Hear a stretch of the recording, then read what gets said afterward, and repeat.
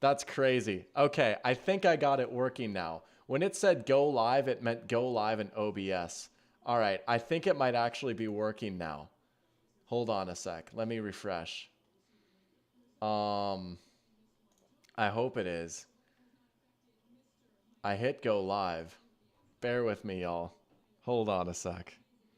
I gotta check on my phone here. Jeez. We might have to restart this. Why is it not working? Oh, there we go. There we go. Yeah, we got stupidity in here too, saying he sees that I figured out the adjusted starting time. I did, not without a few problems though. I still can't get it to go on my monitor right now because that's usually how I check chat, right? Um, there we go. Okay, I think it's actually working now. All right, I got it up in there. But anyways, thank you guys for your patience.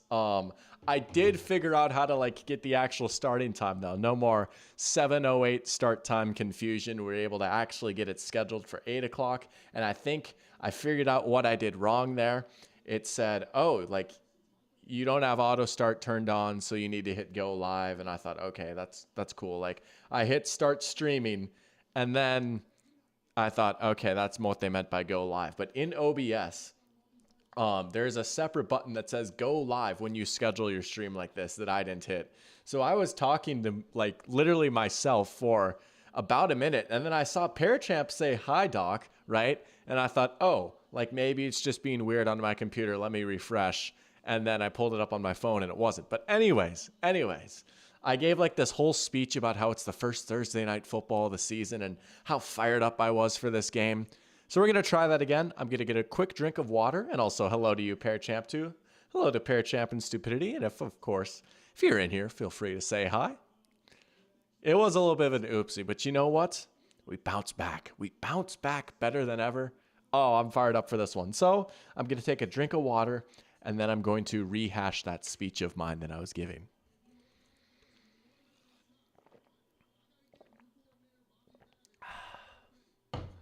All right. It's the first Thursday night football of the season. The first Thursday night football of the season. And I know last week, right, we had the kickoff. And yes, that was on a Thursday night.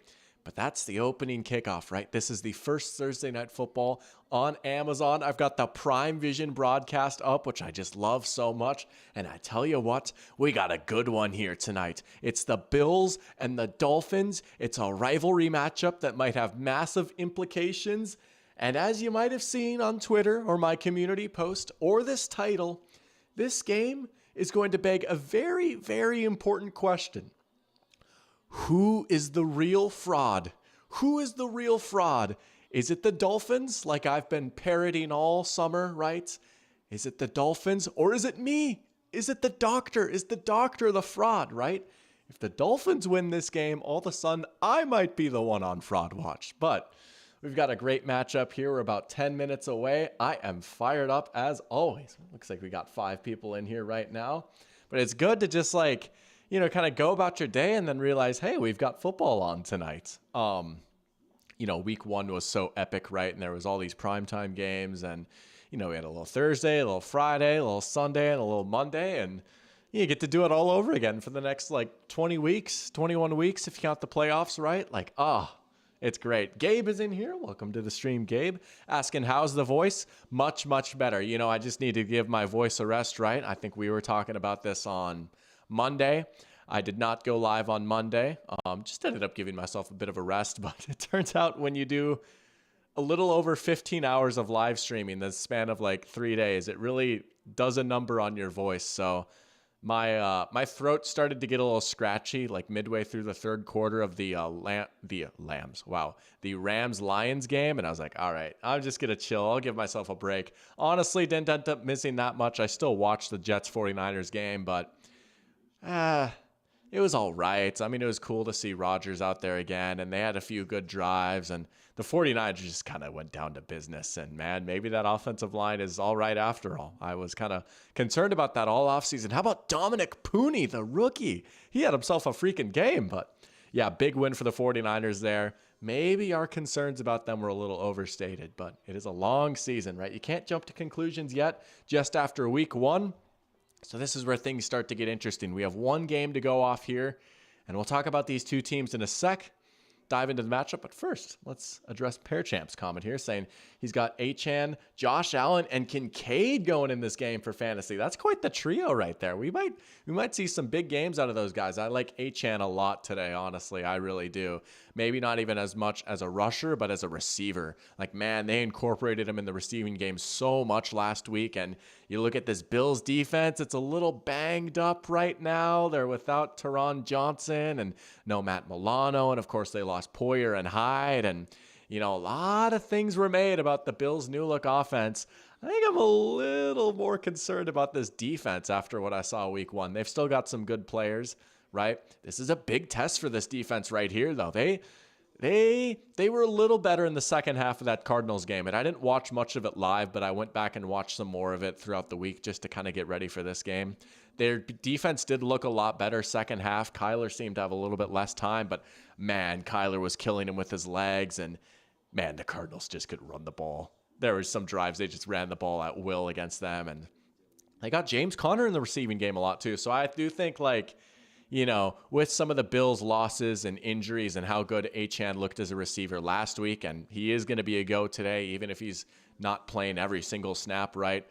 I don't know. They're going to try and get him out in space, maybe a little Achane on Dorian Williams action. So he's going to be a guy to watch for tonight for sure. Pear Champ saying crazy with the CMC business. A lot of mad fantasy owners who didn't have Mason. Yeah, that whole thing is crazy, right? And I feel bad for Jordan Mason with all the controversy or whatever that happened after the game, where I remember watching his post-game interview. He was like, yeah, Kyle told me I was starting Friday. It's like, oh, he probably shouldn't have said that. He probably should not have said that. And I feel bad for him because then, that's all anyone asked him about. This was the biggest game of his life, and now all of a sudden it's, he broke the rules. He broke the rules. So I feel a little bad, but yeah, that was crazy. And with the whole fantasy, and there's some people that had money on CMC and stuff like that. But man, I mean, it just goes to show, man, the 49ers could probably put me out there and get 100 yards rushing. So, and their line looks so good. I just can't get over that. Their line looked as good as it has in a few years. I was really concerned about that offensive line, but Gabe saying, what do you think is the coolest themed game in the entire NFL? Themed game. That's a great question. So do you mean prime time or you might have to elaborate on that. That is an intriguing question, though. I'll try and come up with some candidates while you maybe elaborate on that in chat. We've got Crater and Jack in here. Let's go. Crater saying, crap, I think they need to install a new driver for the graphics card. Bad timing. Oh, that's tough, man. Graphics card. New driver graphics card, that's maybe going over my head a tiny bit. I got to ask you got a little PC action going on, something like that? And Jack saying, what's up, peep? Welcome to the stream, Jack. Good to have you in here. We should be in for a great game here tonight. We've got Al and Kirk on my TV. Oh, Raider saying he just needs to close out stuff from 3 days ago. All right, well, that's good. Hey, that helps, right? But let's dive into this matchup here, right? We got a very, very interesting game, right? We've got the Bills and the Dolphins, and I tell you what, these are two teams that are coming off wins on Sunday, and wins in maybe the opposite manner of what you would have expected, right? The Bills kind of won a shootout, right? There's a lot of concerns, more so about their offense than defense, I would say, at least from the general masses going into this year. And, their defense, I was still pretty high on, but man, they're again, the Cardinals kind of moved the ball pretty easily at times, but that offense looked so good. Once they kind of figured things out after the first quarter, right? It was exactly what we thought it would be, and it's exactly what was working for them last year when Joe Brady took over. It was spread the ball around, get everyone involved. I mean, if you were watching the pregame show, Josh Allen was saying everyone eats. They ran the ball a lot. They got Josh involved as a runner, and he really just kind of played point guard. They tried a few deep shots. They tried one to MVS that he just missed, but for the most part, it was all right. Another 10 yards for Khalil Shakir, right? Another check down to Ray Davis. And it worked because teams are just so scared of that Josh deep ball that those scrambles, those check downs were easy money. And Josh played a clean game, right? He went through his reads. He dumped it off when he needed to. It was a great performance from Josh Allen.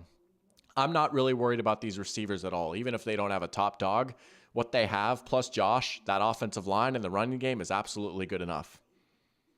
All right, that's my piece on the Bills. I will pick a winner before we get started. But Gabe with the nice elaboration say, I don't know, maybe around a certain color or city. Themed game in the entire NFL around a certain color or city. Huh. Well, okay, here's what I'll say. Maybe I'm just like out of it. I don't know. I had a long day at work today. Do you mean like a throwback night or something like? I'm trying to think of like a themed game. Like, okay, like the Vikings have the winter whiteout. That's pretty cool, right? I have my whole like, I see Jack's comment already. I have my whole like, well, it'd be a lot cooler if the Vikings wore winter whiteout if they played outside, but like that's just me being a grumpy boomer that I'm not even old enough to be. But I don't know. I always thought it'd be cool if there was like Throwback Thursday. And I saw the Dolphins are wearing the throwbacks today, which are just so sick. I always thought like instead of Color Rush, like Throwback Thursday, pull out your throwbacks for Thursday Night Football. So I like that the Dolphins are doing that. Creamsicle is sick, I will say, right? The Creamsicle game. I feel like just the idea of like having a throwback game in general is so cool, right? The aura is off the charts. I know the Vikings are probably going to bust out their throwbacks against the Bears again this year, which I like, right? Paying homage to the very first game in Vikings history. It was against the Bears. So let's win one in the throwbacks this year though. But I like that. But yeah, the Creamsicle game goes hard. I'm excited for that one this year. That's what I'll say. I'm pretty fired up for that. The Color Rush era was fun, though. It was fun. But anyways, I got to talk about the Dolphins here before this game starts. The Dolphins, on the other hand, right? I got to give them props, man. I got to give them props. They went out and they won ugly. And you know what? They didn't play their best game. And maybe it'd be easy for me to get concerned and be like, see, I told you guys they got out physical. Like, look at that. They played a semi-decent defense and they only scored 20 points. And quite honestly, most of their offense came off of 2 big plays throughout the entire game, right?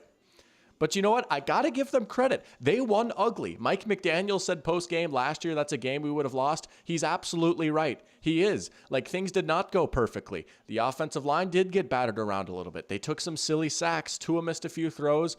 But at the end of the day, like when they really needed to, they put together a few nice drives. Their defense got some stops, and maybe they got a little bit of an assist from Travis Etienne, which I just still can't believe happened.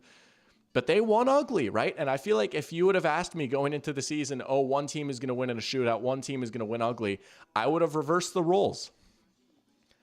But, we've got a good one here tonight, right? This matchup is kind of I don't want to say toxic, but there's a bit of a rivalry brewing between these two teams, right? These are two of the probably top teams in the AFC East. These fan bases have been getting a little chippy. Last year, the Dolphins could have had it. They played for the division, the final game of the regular season. The Bills were able to pull it out, right? This one is in Miami in September, right? For all the September Dolphins at home are goated, right? I don't know. I'm going with the Bills, right? I have to, right? I mean, this has been my take all season long. I just think the Bills are still the better team. I really do. And, I obsess over this matchup in the trenches, right? But man, that Miami offensive line, they did struggle at times. And, watching that game back, Trayvon Walker had himself a freaking game. Like, they were kind of struggling to run the ball a little bit. They had a few nice runs, but man, they kind of struggled to get out on the edges, and their passing game was super limited. They did hit the 2 big plays, but for the most part, it was just, all right, out in the flat to the running back. Like, man, they just had to get that ball out quick, and that's how they like to live, but I don't know. I am going to rock with the Bills. I really feel like the Jaguars should have won that game, but they crawled into a shell in the fourth quarter. They didn't open it up much. They made a few silly mistakes. I don't think that the Bills make those mistakes. And you know what? Stupidity is saying the Heat can't get to the Bills if the sun is already down. That's a big thing too, right? No heat is a factor. Bills have won 3 of the last 4 in this matchup, and that one that they lost was a game where they outgained the Dolphins by like 100-some yards, but they were playing in the heat. Lock it in. Prediction right here. I'm going to say Bills 31, Dolphins 21. I'm not going to count them out because, again, I was honestly, in a weird way, kind of impressed with the Dolphins win and how they were able to win. It is still a little hot, but that sun isn't out. But I'm going to go with the Bills here, 10-point win. I don't know. I just think they're the better team. See, Jack really wants me to answer that question. So I got to catch up with chat here. Jack asking, what do I think on the Shannon Sharp thing? You know what? I'm pretty proud of myself. I actually haven't seen the video. I know exactly what you're talking about. I've been able to stay away from that, though. La la la la la. Here we go. 1st and 10. Miami out in the pistol. They're going to open it up. Look at that quick little pass right there. Is that Waddle? He could be in for a big game too. I thought about putting a bet down for this game. Player I kind of like is Waddle, but I ended up staying away from it. I was like, I got to chill. I'll wait till Sunday to use the remainder of my Caleb Williams free space. But here we go. Decent gain for the Dolphins on 1st down. Those were some silly sacks, those goofy goobers. Oh. Parachamp asking, is it a rivalry if Tua's 1-6 against the Bills? And Jack making a great point. It doesn't have to be even necessarily to be a rivalry. I mean, these two teams do not like each other. And these two fan bases really don't like each other. There's a decent run there for Achane. They'll get to 3rd down. Man, Prime Vision, they weren't ready for the far out camera angle right there. They had like the standard broadcast angle. Now they switched it out, but Crater saying Miami has a crazy record in September with Sun on the away bench. Yeah, I mean, and they always make the teams wear the dark uniforms except for tonight, right? Because now that Sun isn't beating down on you. Here we go. 3rd down right here. This is something that the Dolphins struggled with last week too, and they struggled with last season. These 3rd and 4th and short situations. Oh, they'll just give it to Ingold. Yeah. That seemed to be what was working for them on those short yarded situations, right? Just give it to the fullback. Don't get too cute. Don't overthink it. They struggled a little bit in the first half, but you could see them kind of turn to their fullback more in the second half. And this is a team that uses a fullback as much as any team in the NFL, which is kind of funny to think about, like with their reputation for being a speed offense, right? But Ingold is a big part of this offense. He can receive some. He's a great blocker, especially when they get him in motion as a lead guy. They can use a little misdirection with him, right? Kind of fool the defenses. There he is up at the top of the screen right there at wide receiver. Now they'll pitch it to Achane. Oh, nice tackle. See, that's what I'm talking about, though. When you're over-reliant on those outside zone runs, look at that. You're trying to run the ball on 1st down, right? That's usually a good, honest play. Man, you do not want to run the ball and get behind the chains on 2nd down, but that's what happens. Look at Rasul Douglas getting downhill, just fighting through those blocks and able to get him by the shoestrings. It's kind of like a sack. It's kind of like a 1st down sack.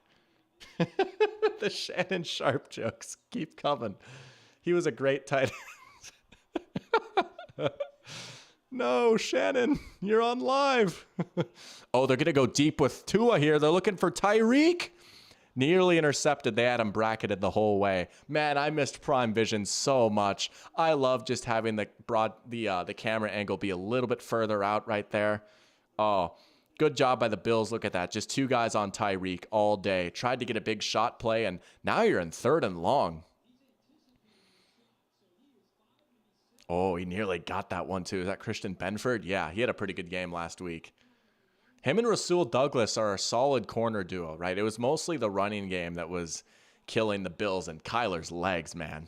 Tua turned the ball over. There's a little short motion at the bottom of your screen. Tua, oh, it's dropped. Oh, no, it's picked. Jack saw it coming. Wow, that is terrible break right there. Dropped into the arms of the Bills defender. Man.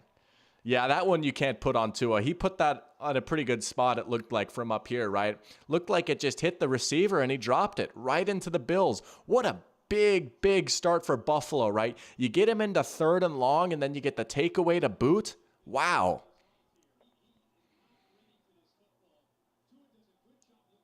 No way. Wow. I was a little behind him. Maybe that wasn't the best throw. It kind of hit him in a weird spot. It was a little behind him. It hit him in the shoulder pad. That would have been a tough catch. That's not the best throw by Tua. Regular Twitch stream is about 10 seconds faster than what I'm watching. That's right. I forgot that that's on Twitch. I might have to switch over at a commercial break. Oh, here we go. Is that Kincaid in the flat? Yep. Here come the Bills already. Jack saying Tyreek Hill better go off this week before he gets locked up by a corner who is much taller and faster than he is. Yeah, this is a nice little scouting report for your Seahawks, Jack. Yeah. They play in Seattle week 3, right? Yeah. Hey, if you go back to my prediction stream, I did have the Dolphins starting 0-3. Obviously, that can't happen, but we'll see. There's James Cook. I always want to say Dalvin. I always want to say Dalvin. Raiders saying immediately I'm thinking Bills by like 20 points. I mean, that's not a good start, right? That is not a good start. An interception on your first drive. And the Bills defense, again, like they got him to 3rd and long. It was very promising if you're Buffalo to see them play that outside run, because that's something you got to worry about so much. If the Dolphins do get that outside zone run going, it's kind of over. Oh, look at that. Kincaid on the screen. Easy 6-7 yards right there. But it's just a matter of when you play the Dolphins, can you take away those things? Can you take away the outside zone runs? And can you take away those yak opportunities to Tyreek? And the Jaguars, man, Tyson Campbell had such a good game last week, and now he's hurt. I tweeted about that. I was so sad. Hopefully he only misses 4 games, right? But he had a great game last week too. Little boot play action right there. Josh just throwing it by Keon Coleman. Stupidity says, I think the Dolphins come back and prove the Bills are worse. I think it says prove. I'm trying to scroll and see. Yeah. Okay. Hey. It's a big 3rd down now here for the Bills. Crowd getting into it a little bit. Pearchamp says Kincaid already has more than 1.6 points from last week. Yeah. It might be that type of year for these Bills receivers, right? It's going to be the hot hand. Spread the love. Ty Johnson in the game. Wow, he's like their 3rd back. He's not going to get it. The Dolphins defense standing up. Wow. Big stand there from Miami, trying to go up the middle with Ty Johnson, and the Dolphins stop him. And we still got Josh out on the field. Here we go. Are they going to go for it? They are. You know what? I don't hate it. 4th and 3, right? This is a big time game. You really want to get 7 points off that turnover right there. And you probably don't put the ball in Ty Johnson's hand unless you think you're going to come right back and try and go for it on 4th down. Who do you want to get 3 yards here? That's the one downside of not having that go-to alpha guy, right? They don't have a Diggs. They can just call his number now. Oh, they're going to call timeout. They're going to call timeout. Crowd getting loud. Stupidity says the Bills are committed to not getting field goals. Well, we'll see what they do out of the timeout here. That's interesting. Wow.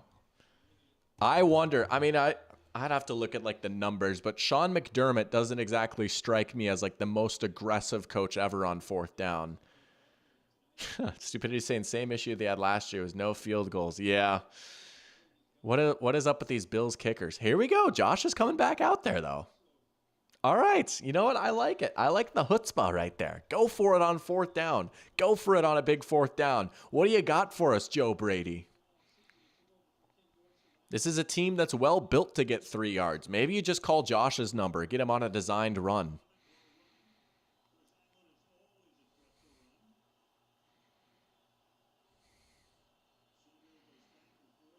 A lot of motion here. Oh, look out, the blitzer. Oh, that's a beautiful play. My goodness. Touchdown, James Cook. That was disgusting. Oh, they saw that blitz coming from a mile away. Wow, they had James Cook leak out to the exact spot where the blitzer is coming from. That was beautiful. Holy Joe Brady. That was nice. That was a nice play right there. Let's watch this back, right? A lot of motion pre-snap, right? Probably just trying to dress this play up. Boom. Blitz coming. Cook wide open. Wide open. Bare naked. Cater Kohu there coming off the edge. Just throw where the blitzer came from, right? Oh, that was nice. Pearchamp saying, why go for field goals when you're cursed for going wide right? Exactly, right? Just put the ball over the white chalk. What a play, says Jack. That was. Raider saying, I'm in Europe, and Sunday I was like 10 seconds ahead of the broadcast on DAZN. Now you're 20 seconds behind. Oh, that's too bad, man. I'm sorry. That's tough. That was a great play, though, wasn't it, Raider? What a start for the Bills. 7-0 early. Josh is loving it, and this is a nightmare start for Miami. You know what, though? They had a rough start last week, too, right? Like, you know, just pick yourself up off the mat, right? We saw that last week. Things were not always going well. This is a big test for this Dolphins team. The psyche, right? All right, here we go. Here we go. This game has got some juice already. Raiders saying hot route blitz side. Oh, yeah. You know what? You put that way more eloquently than I could have, right? I'm sure that's like the actual proper footballing term, right? Stupidity says, can watch it on Twitch, should have no delay. Yeah, it should be free on Twitch, right? Let me see if I can pull it up here on Twitch. I believe I have the Twitch app on my Xbox. I got to go quickly here, though. I hope they have Prime Vision on Twitch. Low-key, if they don't, I might stick with Prime Vision and just be behind. Like, I can put up with that. But we'll see. Twitch. Do I not have Twitch downloaded? That would be so sad. Dude, they really should. Their throwback uniforms are so beautiful. They are gorgeous. They're honestly maybe my favorite uniforms in the entire league. They're so nice. All right, I got to download Twitch. That's crazy. Hold on. I swear I had the Twitch app, though. Wow, I got to download this real quick. All right. Oh, that's tough. All right, you know, we're just going to go back then. I'll live with being behind. I'm good at not peeking at chat usually. I'm too much of a sucker for Prime Vision, I gotta say. Oh, it is. Okay, sweet. Well, it just finished downloading then. I gotta hurry. Oh, the Steelers Bumblebees were sick. Those were honestly a big guilty pleasure of mine. I honestly did like the Bumblebees, I can't lie. I wish they'd bring them back. Those, I unironically, maybe slightly ironically like those. I don't know. The Steelers color rushes are pretty nice too. All right, Prime. Hopefully it won't bring up like the Prime drink. Bro, why can't I find it? Should be on the Prime Video channel. Prime Video, that's probably why. Man, I gotta hurry. I'm probably missing a play or two here. But you know what? It's all worth it to be a little bit further ahead. I know, YouTube TV. It's not even on YouTube TV. Okay, here we go. Thursday Night Football. Prime Video Espanol. Okay, here we go. Device, the channel is not playable on this device. Oh, that's so sad. That's so sad. It's not letting me do it on Xbox. Why not? That's so weird. Oh, well. We'll just be 10 seconds behind. I can live with that. That's so sad, though. Why is it not allowed on Xbox? Is anyone else watching on Xbox right now? Okay, I only missed the kick. That's good. Just a touchback? Yeah. Man, it's so weird seeing touchback to the 30 now.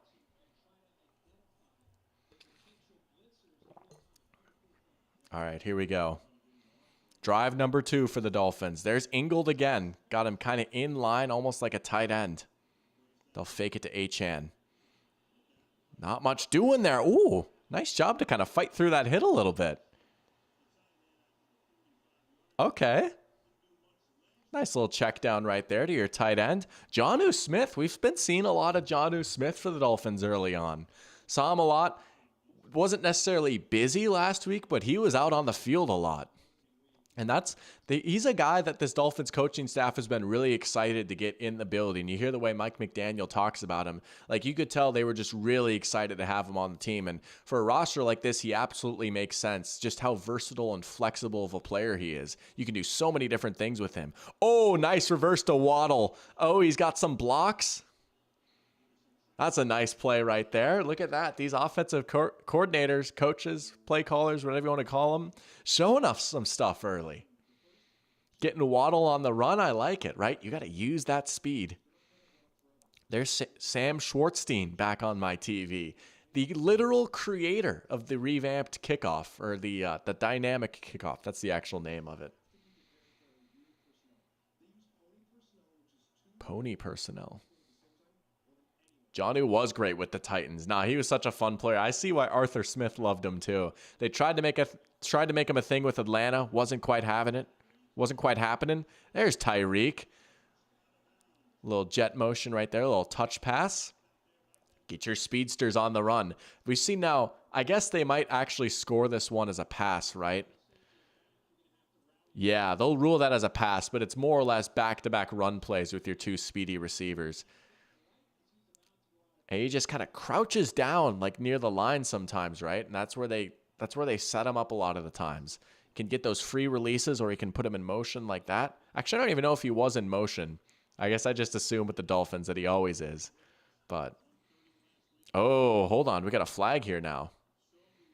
Looked like they had a little play action set up. Maybe it was an RPO, but false start.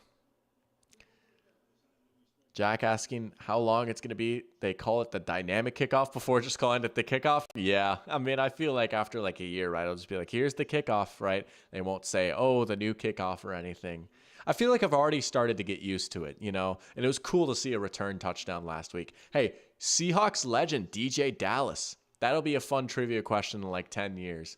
First player to score a touchdown on the new kickoff is DJ Dallas.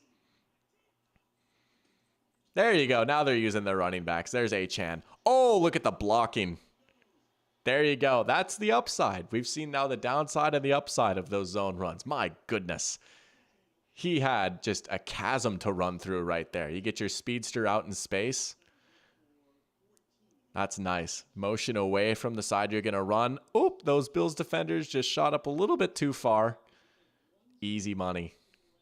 That was nice. We got Parker in here. Let's go. Welcome to the stream. Parker saying Tyreek at running back is broken. If you know, you know, man. Giants Tyreek Hill, best player ever. Except for maybe Rams Patrick Mahomes.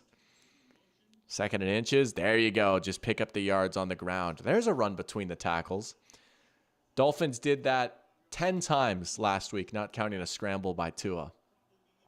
Raider saying, remember in 2018 when Goff had like 4 touchdowns on those forward flip sweeps? Oh, yeah. I mean, a nice way to pad your stats right there. Jack saying the key to beat the Bills is to establish the run. That's kind of been the key to beat the Bills for a while. Remember that Monday night game where the Patriots threw the ball 3 times and won? And, I mean, there's the time the Bengals went crazy on the ground in the playoffs against them, right? This run defense has been a problem in Buffalo for a while. And it was a little bit better last year, but we saw it be a problem again last week. And now, here you go. The Dolphins, rough first drive. This is a lot better. They're getting the running game going a little bit, right? Achane's been very busy so far, right? Stupidity, they're using the backfield now. Look at that. Achane looking good despite the ankle issue. Yeah, I mean, that was a big concern, right? We weren't even sure if he was going to play up until today, but he's running pretty well right now. Tough snap right there by the new center, Aaron Brewer. You might have some of those as you kind of get that battery established, right? Center and quarterback.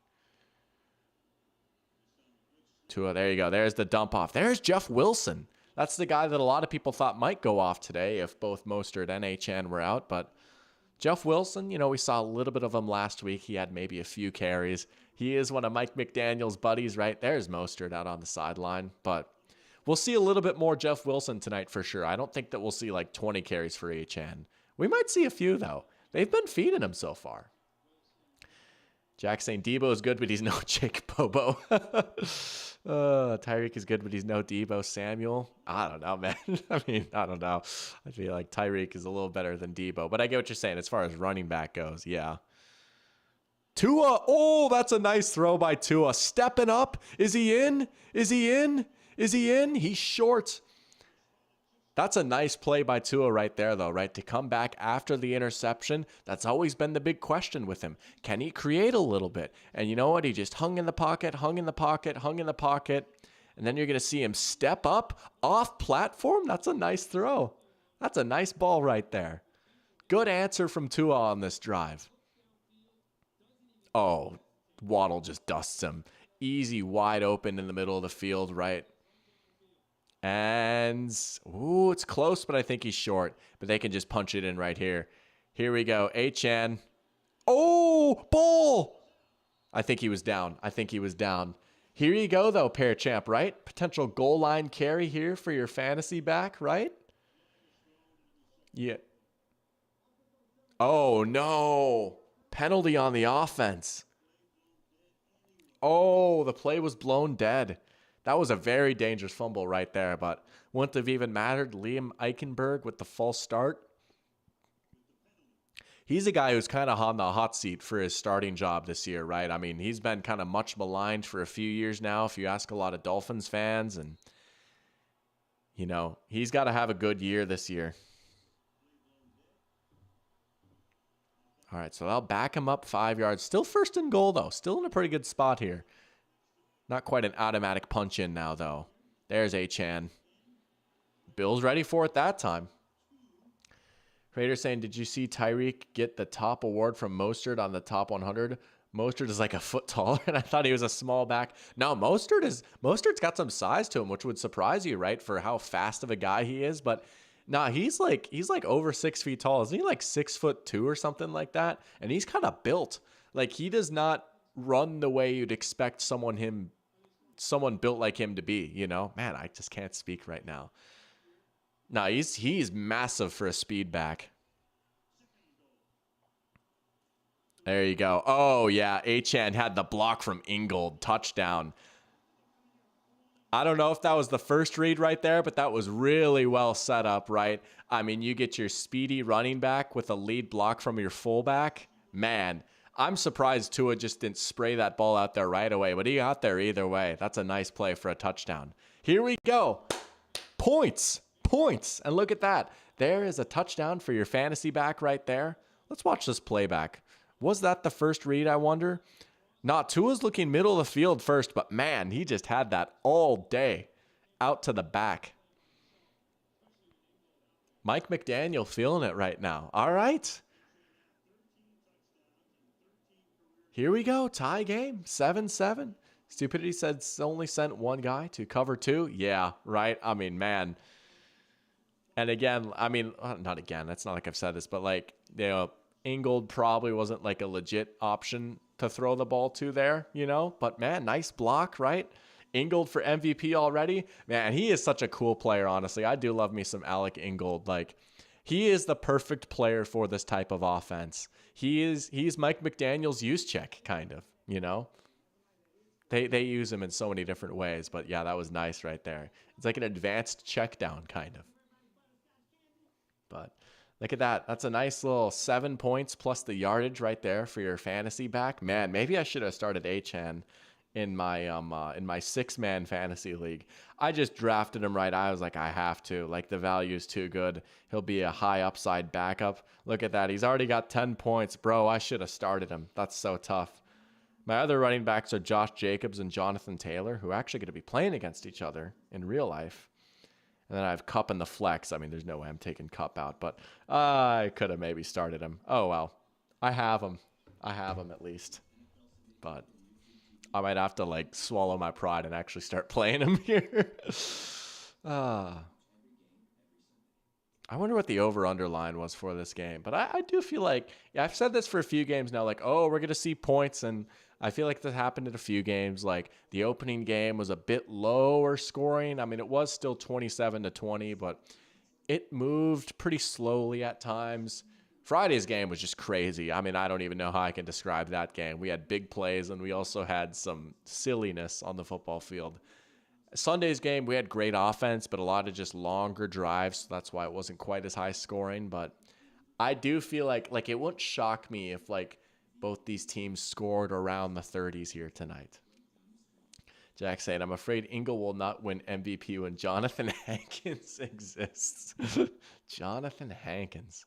Now that's a dude right there. Oh, that is a dude right there. Oh.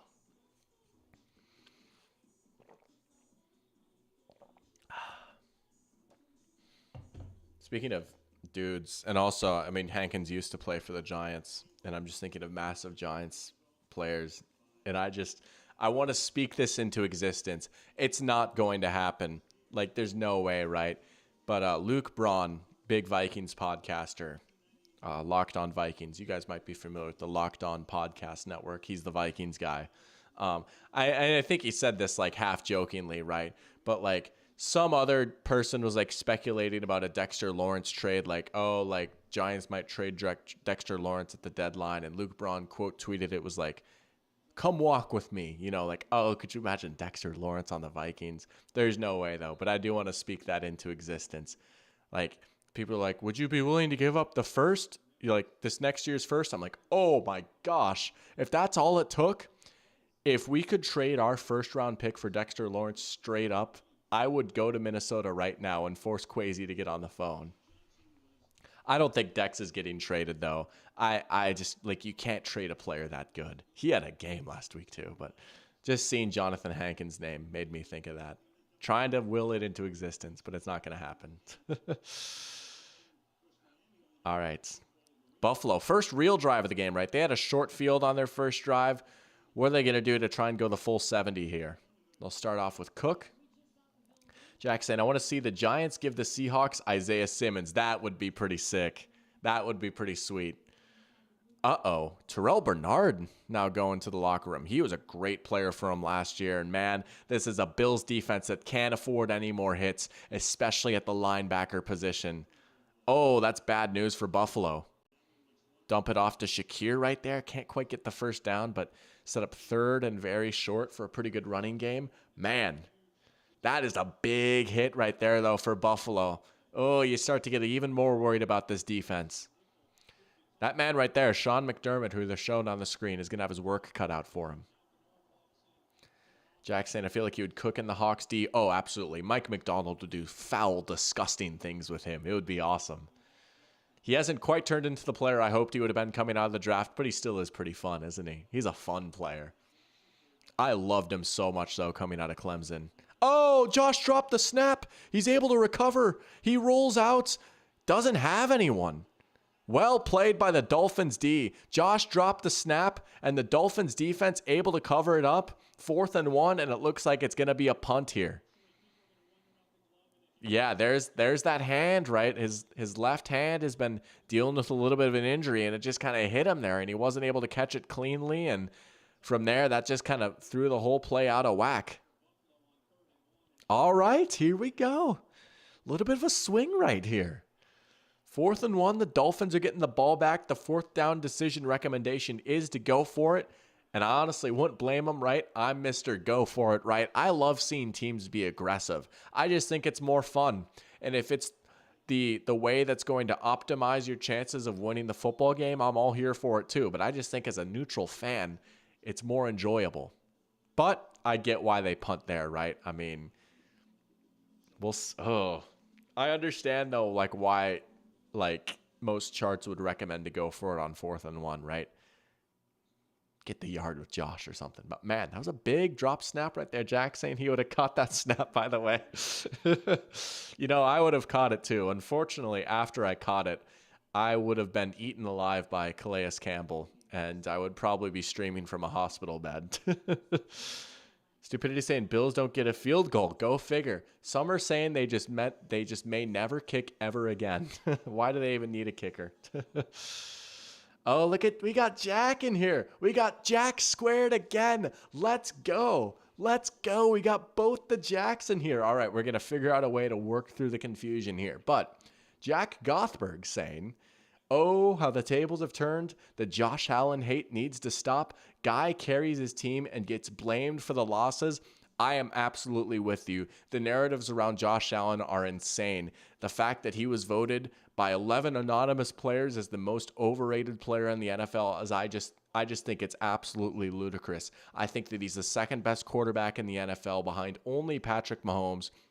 And he can be a one-man offense. He is one of the very few quarterbacks in the league that absolutely can be a one-man offense, right? I mean, with what he can do as a runner, his arm talent, how he's developed in some of the smaller aspects of the game now. He does a lot of the boring stuff well now, and it took him a while to get there. And even when he first broke out in year 3, right, he still wasn't doing all the boring stuff. But now he's a quarterback that can just kind of, take the 5-yard routes, right? Like, he doesn't need to hit the home run balls. He can hit a lot of singles and doubles now too. And again, just what he adds with his legs just completely raises the ceiling of any offense that he'll ever be a part of. So I am with you. I think he's an incredible player. And I think it's so silly how people will just look at the 14 or 15 interceptions, but ignore how good he is at avoiding taking sacks, right? This dude doesn't get sacked because he's just so hard to bring down, right? So even though he might throw a lot of picks, overall, there's not a lot of negative plays to his game. And,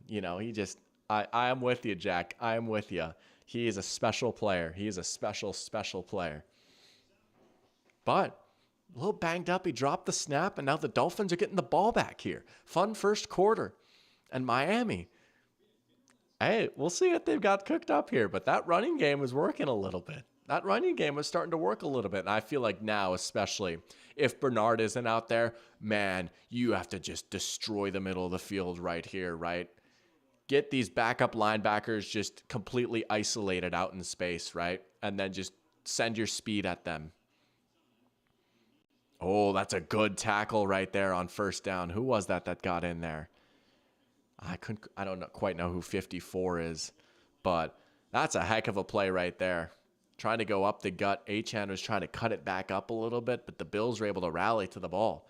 Jack saying Josh Allen was my second pick for MVP last year behind CMC. I don't blame you one bit, man. I really don't. He had a fantastic year last year. There is one voter who actually voted him for MVP, and a lot of people gave him crap for it. I get the rationale, though. He did kind of carry the Bills a little bit last year. Oh, Tyreek, there he goes. They'll flip it to him again. First down. Oh, man. Here comes all the fun and games and the misdirection right here. Second, well, I guess this is technically the first carry for Tyreek, but man, when he gets the edge, it's over. It's just over. Jack saying thoughts on Tua maybe being overrated. I really think it depends on who you ask, to be honest, right? I feel like if you ask, like, I don't know, some random person, they might say, oh, like Tua's so good, like top 5 because his passing yards and all that, right? But man, if you go on like the depths of NFL Twitter, they think that Tua is like the worst player ever. Oh no!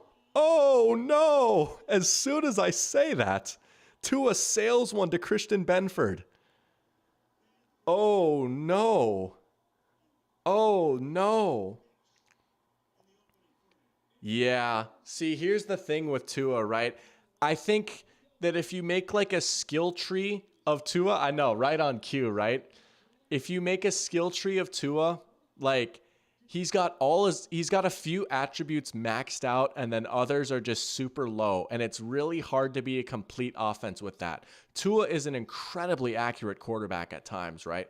Like he can put the ball in some nice spots. His timing and anticipation are great. And I think he's really good between the ears. Like I think he's a really smart quarterback. He is not very athletic. He's not very big. He does not have a very strong arm. And he will sail a few of those throws. Oh, here's an end around to Shakir now. Dolphins ready for that one, though. They probably see that a lot in practice. They're like, hey, we do that all the time against Tyreek. But I will say I would teeter more towards overrated just because, like, I don't know. Like, I don't think he's like a top. I would not put him in my top 10 personally, right? Because I just think he has enough limitations where if you took him out of this Miami offense, it probably wouldn't go as well. And I mean, we've seen how he's looked without Mike McDaniel or without Tyreek Hill even. Like the Titans game when Tyreek Hill went down with an injury, man, this Dolphins offense just all of a sudden looked pretty bad, you know? So I do think there are a few things he does really well. He's absolutely a starting quality quarterback. And if you can put him in like a perfect system tailored to him, you can get some good results. But I am skeptical about the long-term success of this approach, and I am a little worried about this Dolphins 5-year outlook now with some of the contracts they've got on the books. That's what I'll say. But that was a floater, Raider. It really was. Yeah, and that's crazy. We were literally talking about that, and then he throws a stinker of an interception. He's had 2 bad picks in that game. You know, after going back and watching the first pick, that was a throw that was behind him. And he had some misses in the Jags game too, you know. Man, I got so excited about Tua after week 1 last year. I honestly think his best game in the NFL was against the Chargers week 1 last year because we saw him do some of the things that we've been worried about. We saw him kind of make plays out of the pocket, move around when it breaks down. That throw to Tyreek Hill on 3rd and long on their game-winning drive when the pressure comes in, it was very Aaron Rodgers-esque where he doesn't even set his feet, he doesn't have a platform, and he just flicks it like 40 yards down the field. It's like, dog, like that was the best throw of Tua's career. I remember watching that game with Oscar, who some of you might know in real life and others have maybe seen in my chat here before. And there was like a throw to a hit rolling out to the sideline to Tyreek, and I just looked at him and was like, who is this guy? I've never seen Tua play like this before. If we could see that Tua more, I would think of him a little higher. But I got so excited. I was like, oh my gosh, Tua's taking the next step. but that hasn't been consistent enough yet. It just hasn't. Yeah. Crater says he remembers at Bama, he was so much better than Hurts. He was a great college quarterback, and again, maybe revisionist history or hindsight, but a lot of it was the same story, right? It was just, they had sick receivers and they got so much yak, and that's not even necessarily a bad thing, right? Because when it works, right? There's nothing wrong with that. But the problem is when you get up against some of these better teams that you can't just abuse the same things over and over against, like that's when you run into problems. Jack, I'll get to your comment in a sec. I haven't even read it all, but fascinating thing you brought up there. Oh, they're just showing a replay of the touchdown. I thought that was a live play. But Jack's saying, people call Purdy a system QB, which he is, of course. But in my opinion, no one is more of a system QB than Tua. I would honestly agree with you. I think I would put Purdy over Tua at this point. I really would. Because I think Purdy does offer a little bit more once the play breaks down. I think Purdy's a better runner, and he's a little bit more comfortable throwing on the run. I think Tua might be slightly better in structure. Purdy's gotten better at this, but sometimes you still watch him like get through his reads and maybe he's like a half a second late, and Purdy could put the ball in harm's way sometimes too.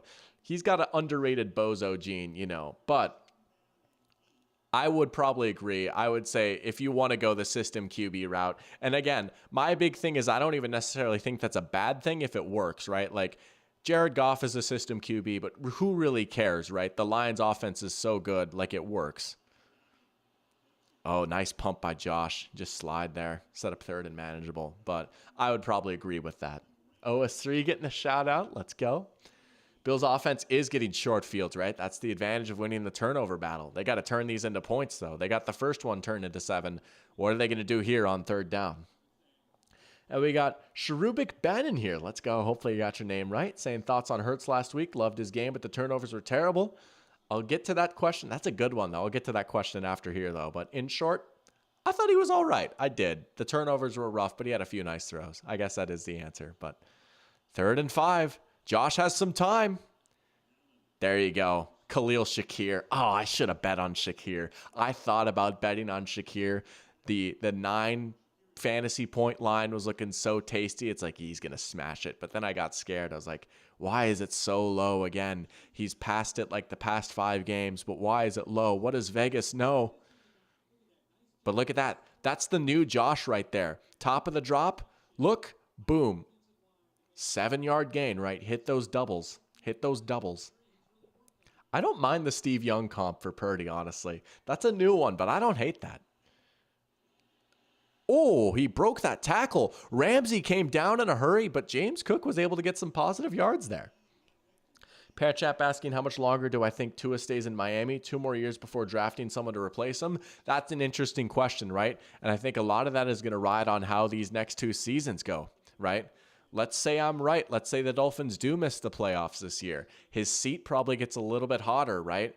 And it might be easy to point the fingers at him and be like, man, like we paid him all this money. We can't get over the top.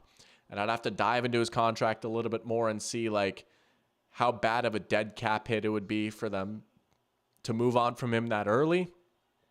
I remember hearing like they structured in a way where they could get out after like 2 years, maybe. I still think we'll see Tua in Miami for a while. Josh, looking for Curtis Samuel right there. That was a tough throw. Good coverage right there downfield. That would have been an unbelievable throw and catch if they would have hooked up for that. Oh, man. Look at that. They got Samuel hidden behind the tight end Kincaid there. Just trying to get a free release. Good read, though. Who's 20?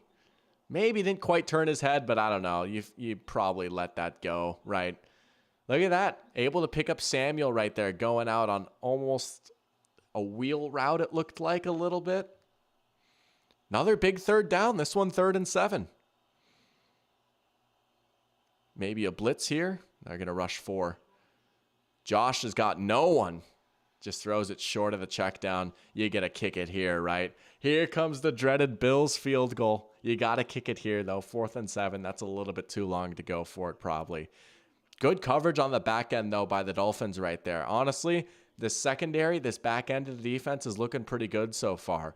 These Jaguars receivers were kind of winning their matchups some last week, right? You might have seen that clip of Brian Thomas getting a sick release on Jalen Ramsey, and Christian Kirk was getting open a lot, but they've looked a lot better so far in this game. Bills receivers haven't quite got the juice yet. Haven't been able to get as much downfield. Even that Curtis Samuel play, that was just well covered up, but Bills do have the lead. They get 10 points in this game so far, all of them coming off of turnovers. But, man, you get a short field, you only come away with 3. Dolphins defense, all right, they've kind of come to play so far. Here we go. Raider, oh wait, I already read that. Jack saying they just paid him. Why would they draft a QB who does that? Looks at the Falcons. Yeah, I mean, I feel like it would have to be like a disaster over the next few years for the Dolphins to move on from Tua. And the other part too, like this is a very important aspect of this too, right? This entire Dolphins offense, from their coaching staff to the roster that they have, is all built specifically for Tua, right? So if they were going to move on from Tua, they're probably going to have to move on from everyone. If Tua's out the door, that probably means Mike McDaniel's out the door too. Like that's just, they've kind of made their bed and they need to lay in it now, right? They're built on all these quick things, all these quick concepts, right? They wanted a quarterback. Mike McDaniel specifically wanted a quarterback who's going to get the ball out quick and set up yards after catch opportunities, run all these RPOs, all the motion, all the cool things they do, right? You could try and do that with another quarterback, but Tua is probably one of the best ones to do it with, right? So if they did move on from Tua, it would probably be a complete rebuild, and I feel like they would give Mike McDaniel a few years, I will say, depending on how things go. But let's say they missed the playoffs 2 years in a row, then all of a sudden you have some interesting conversations. That was one of my spicy takes, right? Like, I don't know, man. Like, hey, we'll see how this Dolphins team is looking 2 years from now. But hey, if the Dolphins go out and win this game, right, all of a sudden I'm the fraud and I've got an egg on my face a little bit. So my reputation's kind of on the line, but Raider saying Bills need a premium weapon on offense, won't win the Super Bowl with Samuel and Cook. Yeah, I mean, they're going to be going up against it, right? And we have seen kind of the downside now of not having that one single guy that can go get you a bucket, right? Like, they're kind of missing Diggs right now. They didn't miss him quite as much last week. Their offense did get off to a slower start last week. But yeah, on these big third downs, it's not like they have one guy that can just call his number and know, okay, he's going to win 7 yards downfield and get us the first down. So that's an excellent point there. Excellent point, Raider. Jack saying, you see the Bills schedule? Holy, it's really difficult. Yeah, I believe it's like one of the 3 hardest schedules in the entire league based off of I think it was preseason Super Bowl odds for their opponents and where they rank. No, it's a really tough schedule, right? Because they get that first place schedule because they won the division and they play in the AFC East, a tough division. Absolutely, right?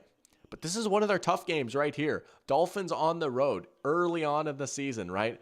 This is the first big test for the Bills, but don't they have the Chiefs too? Let me look that up here. Let's look at this Bills schedule. It is brutal though, I will say. If they are going to get to the 2 seed like I predict, they're going to have to win some brutally tough games. Yeah, they got the Jaguars next week, then the Ravens, then the Texans, then the Jets, Titans, Seahawks, Dolphins, Colts, Chiefs, Niners, Rams, Lions, Patriots, Jets, Patriots. That is insane. That is absolutely insane. That's got to be one of the toughest schedules I've ever seen. And again, not all these teams might be quite as good as we thought going into the year, but my goodness, that's a murderer's row. They do got to head to Lumen. Not an easy place to win. Not an easy place to win, right? No matter how good or bad the Seahawks are, tough place to go into. Hey, I would know. My Vikings, I swear, bro, they had to go to Seattle every year for a 10-year stretch. It was every year, man, just another road game in Seattle, and they'd bust out those lime green uniforms. Oh, and they'd always win, bro. They would always win. There's Jalen, right? There's the rookie people were hyped up for, right? He was inactive week 1, which I thought was interesting. Oh, this one might be coming back. He was a guy I was talking about a lot going into last week. I remember I was saying, it might be an even 1/3 split between these three backs. Like Jalen Wright is going to see a lot of the ball, and then he just didn't play week 1. But now he's kind of forced into action. Nice carry, but it just had to come back for holding. Tough. Bills have played the Chiefs every year since the 13-second playoff game. Yeah, right? I mean, I feel like that's just how the cookie has crumbled with the schedule, right? They're two AFC opponents, so it makes sense that they'd play each other fairly often, and they keep finishing in first place. So, like, the years where the AFC East isn't even playing the AFC West, it's like, oh, well, the first place teams from the divisions are. It's crazy how that's worked out, though. Last year, the Bills played the AFC East, played the AFC West. Look at Jonnu. Look at Jonnu on the little flip, getting him involved. Here we go. 3rd down and a bit more short. The DK Metcalf last second TD game gave me multiple heart attacks. You're talking about the that was the COVID year, right? 2020. Dude, the Vikings sold that game so unbelievably hard.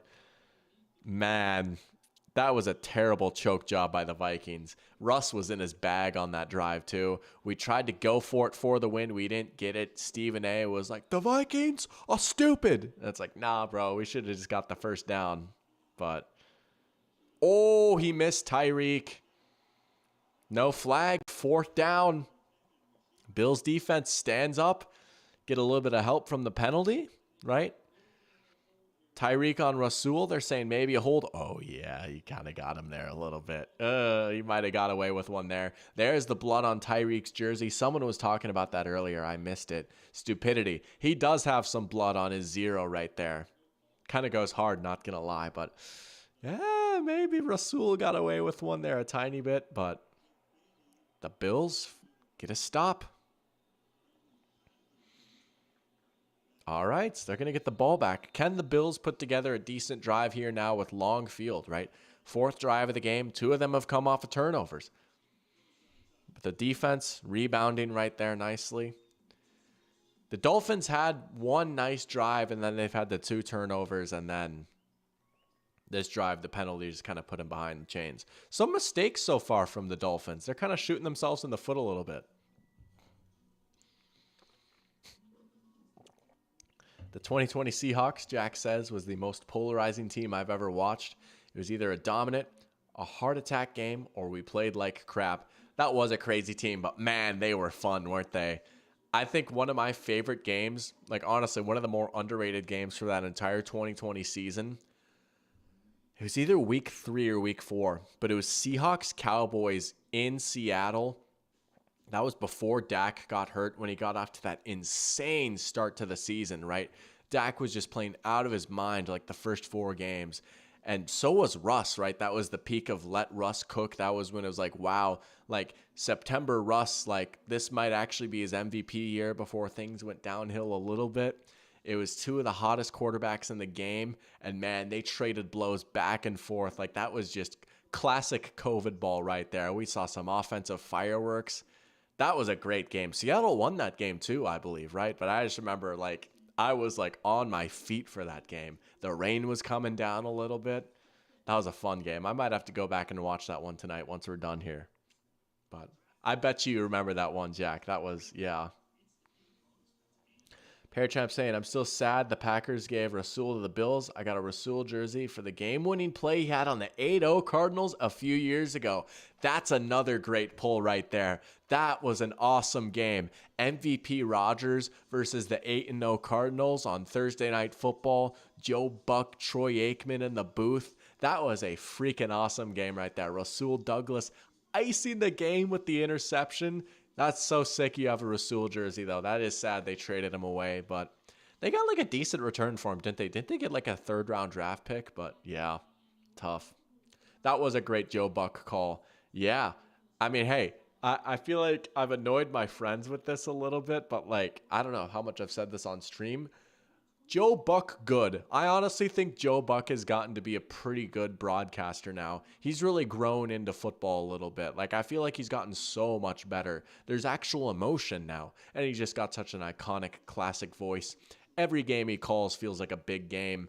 He's got great chemistry with Troy. I'm glad they're doing Monday Night Football. I really do think Joe Buck is one of the best in the business now.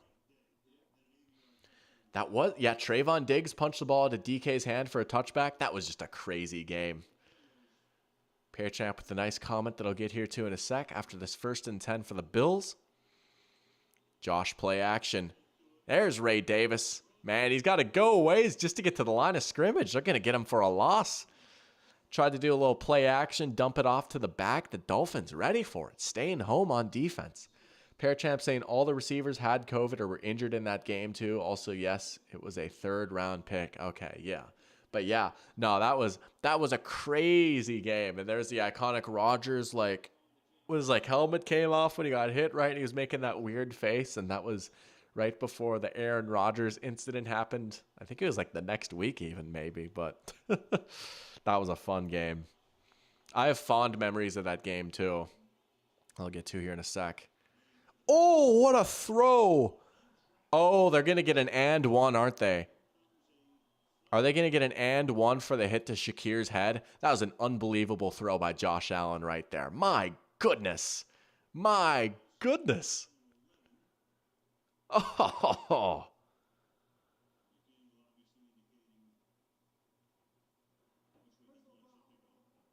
Yeah. They are going to get that hit to the head right there. I get that right. And Poyer's in a tough spot because Shakir is going down as he's trying to catch it, right? But yeah, I mean that's pretty clear. He just rammed his head. But what a throw by Josh, man. But yeah, I have fond memories of that game. That game was on the day before that I left for Florida with some of my Georgia friends to go to the UGA Florida game. That was the first time we'd ever gone to that game, right? They played in Jacksonville every year. So we had a nice little road trip. We had Friday off of class specifically for that game, like they do that every year. So I remember watching that game the night before, being so psyched to go on the road trip. That was like the first trip I took with that friend group. And it was a great game. That was just a fun night for me. I remember watching that game, playing Xbox with the Fargo boys a little bit. I have very fond memories of that game. I know it's very specific, but Jack saying he loves Al Michaels, but feels like his energy is just gone. Yeah, man, he's starting to get into wash territory, which is a shame because he was my favorite growing up. Him and Chris Collinsworth on Sunday Night Football is just a classic, but yeah, he's just cashing checks now from Amazon. He doesn't have it anymore. It's a shame. And I don't love Kirk Herbstreit as much. I like him a lot more for college football. I wish the NFL would have given an actual NFL guy a shot, right? Let's let Kirk Herbstreit be the college guy. Let's give some up and comer a shot for the NFL, right? I don't know. Just my opinion, but thank you, Pearchamp. I'm glad you like that story. Some nice little college nostalgia right there. That's his fantasy QB, Josh freaking Allen. Let's go. Let's go. They're giving it to Ray Davis a lot. Not much doing right there. Al called a great game last year when we played Dallas. That was a great game. That game fed families. That was a really good game. Back and forth, back and forth. Geno played out of his mind. You said this last time, right? DK kind of exposed Bland a little bit. They let him out. They left him out on an island, and DK just went crazy on them. Yeah, that was a fun game. I remember watching that game and thinking, man, this might actually be the Cowboys' year. They actually won a game like that, and then it ended like it always does. A playoff crash out. Oh, boy, who jumped?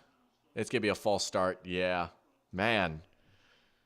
Can't be doing that. Can't be doing that. Who'd they get that on? Spencer Brown? Did they just sign him to an extension? I think they got him to a 2-year deal, right? Yeah, Jalen Phillips. Man, Jalen Phillips had a great game last week. It's good to see him play well again. He's a dude that I've always loved, and he just never has seemed to stay healthy. But when he is healthy, he's a beast. I was so sad when he tore his Achilles last year. He was having such a great season.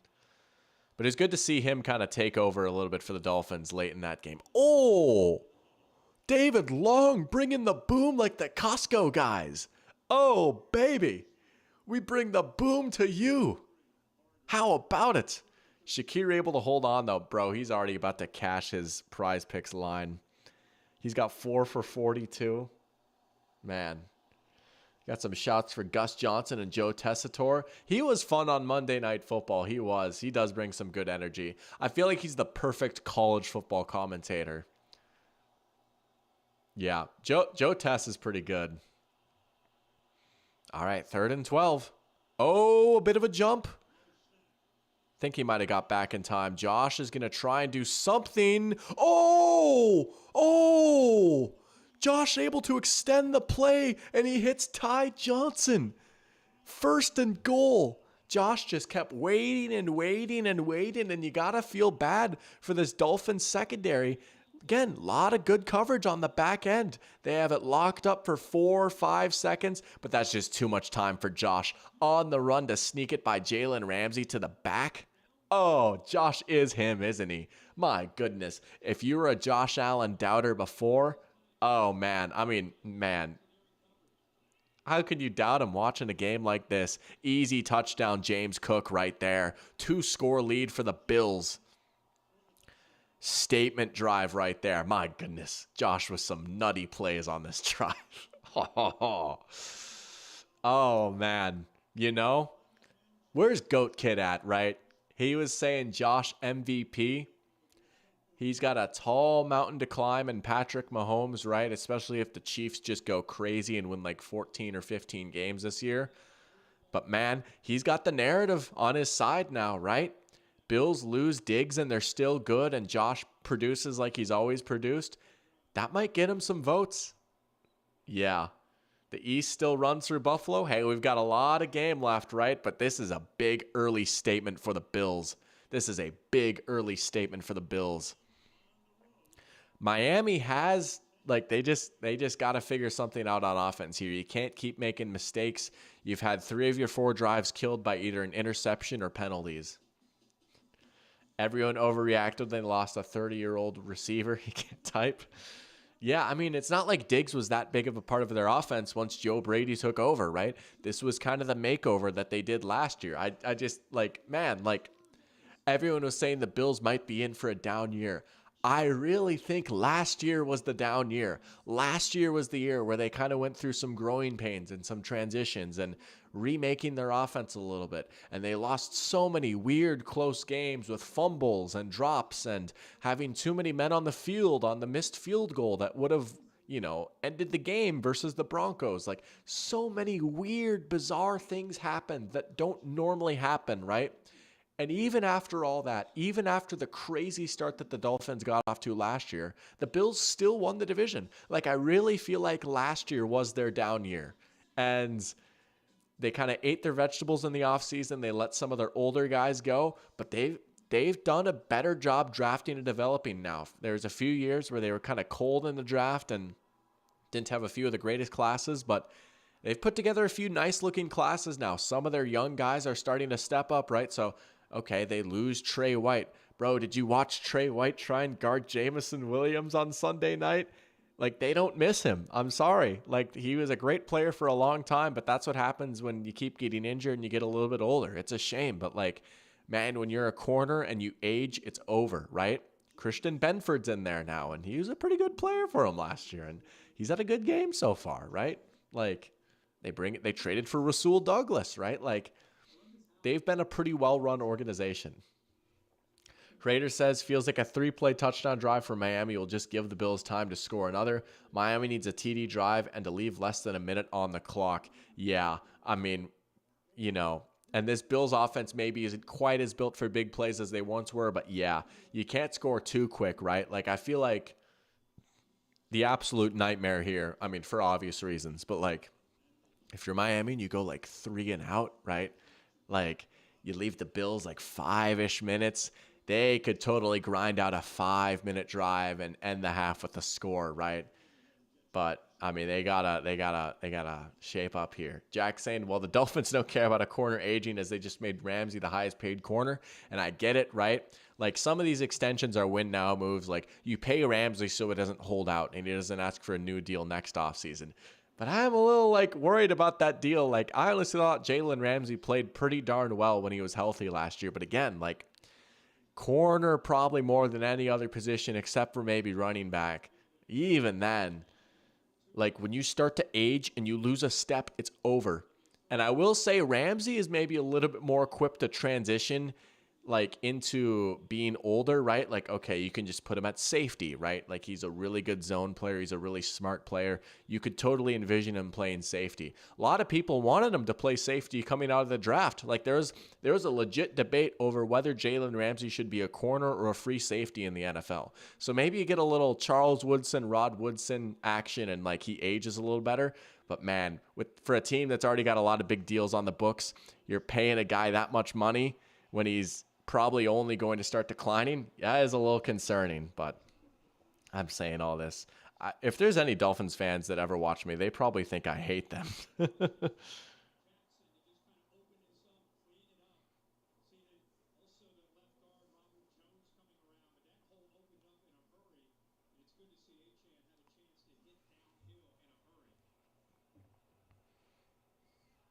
was a nice run right there.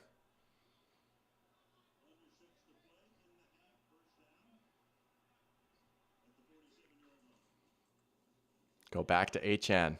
Look at that. He's running pretty well right now between the tackles.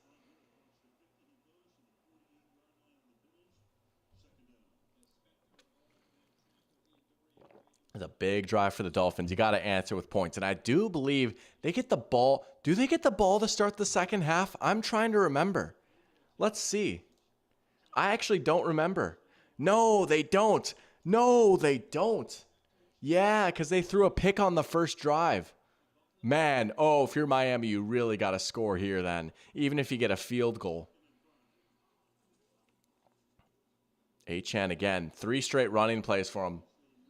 Don't blame him. He's been running well. What is he at now? 10 for 53, keeping that yards per carry nice and high. Maybe he will get to like 20 carries today. Maybe he will.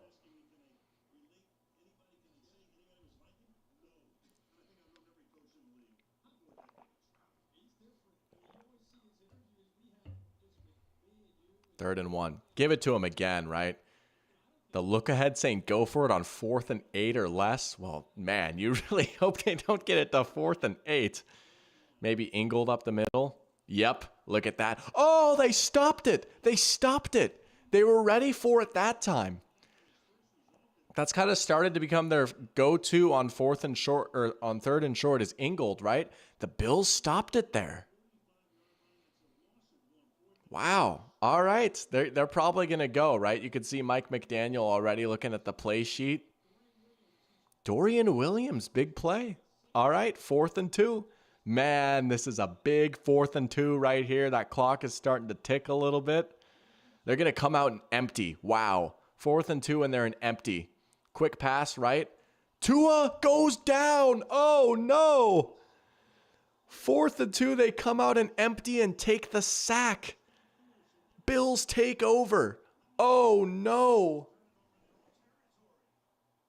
Holy crap. Oh, boy. Who was it that got him? It was Ed Oliver. He had a quiet game last week, but there he is getting a big sack. And Miami might start to be looking in a little bit of trouble here. Oh, boy. Hate the fullback dive, never works in Madden. It used to be so broken in some of those older Maddens. It used to be so broken. I guess they nerfed it. I haven't run the fullback dive in a minute. It didn't work there either, though. Jackson, he farted. Oh, man, this chat never fails to impress me. Oh, man. That is a tough spot to come up short there if you're the Miami. Man,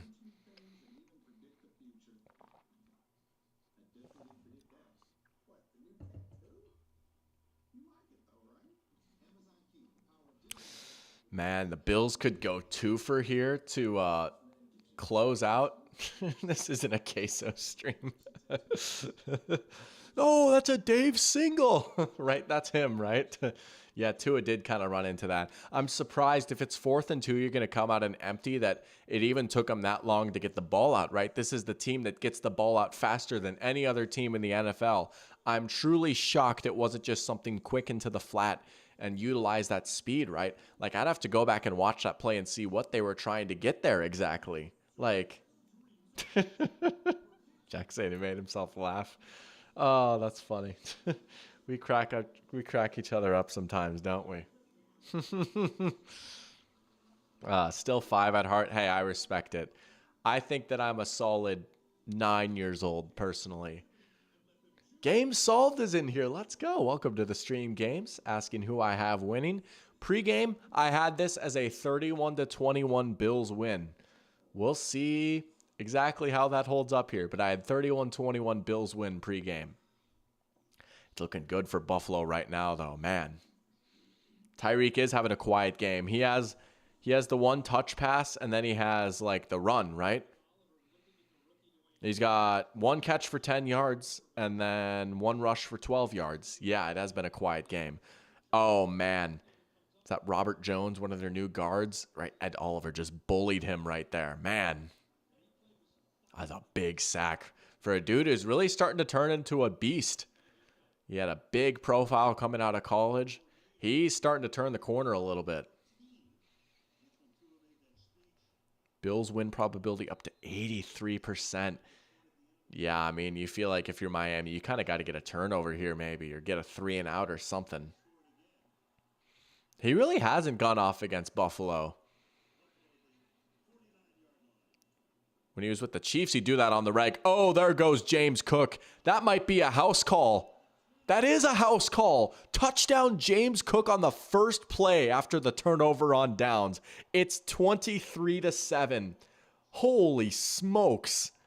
Oh my gosh. Wow. Oh man, we got Christine in here. Let's go, Christine. Welcome to the stream. Saying, no, not liking the looks of the score. Oh, did you take the Dolphins in the Pick'em challenge? That's so tough. Yeah, the Bills are kind of taking it to them right now a little bit. 23-7. We'll see about the extra point. It is the James Cook game. 5 carries for 60 yards and 2 touchdowns already. Game might be over. It's not looking good, man, especially with the Bills getting the ball to start the second half. It's really not looking good. Man, houses it right away. Kick is up and good. It is 24-7. It's 24-7. Holy crap. Wow. Dolphins just got cooked. Guess what we are having for dinner tomorrow? Tuna? Extra point really did almost go wide right, though. Yeah, I'm glad you noticed that. Man. Sushi. Yeah, that would make sense, too. Sushi or tuna. Fish sandwiches, fish sticks, something like that. Look at Josh. He's like, I didn't even have to do anything on that drive. Man alive almighty. Oh, James Cook had a receiving touchdown too. That's why he's going like 3. Yo, we got Goat Kid in here. Let's go. I was just talking about you. Saying Josh Allen is so goated, my glorious king. Nah, he's been going crazy. He's been going crazy. Raider saying he's going to clock out. It's 1:24 over here. Nice stream tonight. Appreciate it. Thank you. I don't blame you, man. It's late. Hey, this one's probably a wrap, but thank you for tuning in, Raider. Appreciate it. Have a good night. Yeah, the Bills are running away with this one. It's not even halftime yet, man. Oh, boy. Well, here you go, Miami. It's time to kind of put up or shut up here, right? Look at that. We got a good night in chat. Always like that. That's always nice to see. Look at the wholesome vibes. That's awesome.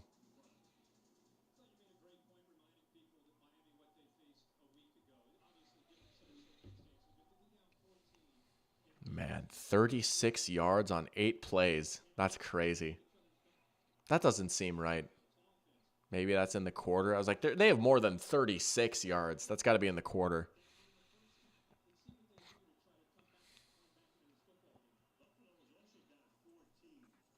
There you go. Yeah, get it out to Waddle. Oh, what a tackle in space. Who is Lewis? That is a heck of a play. You're isolated out in space against Waddle. You make the tackle. Man.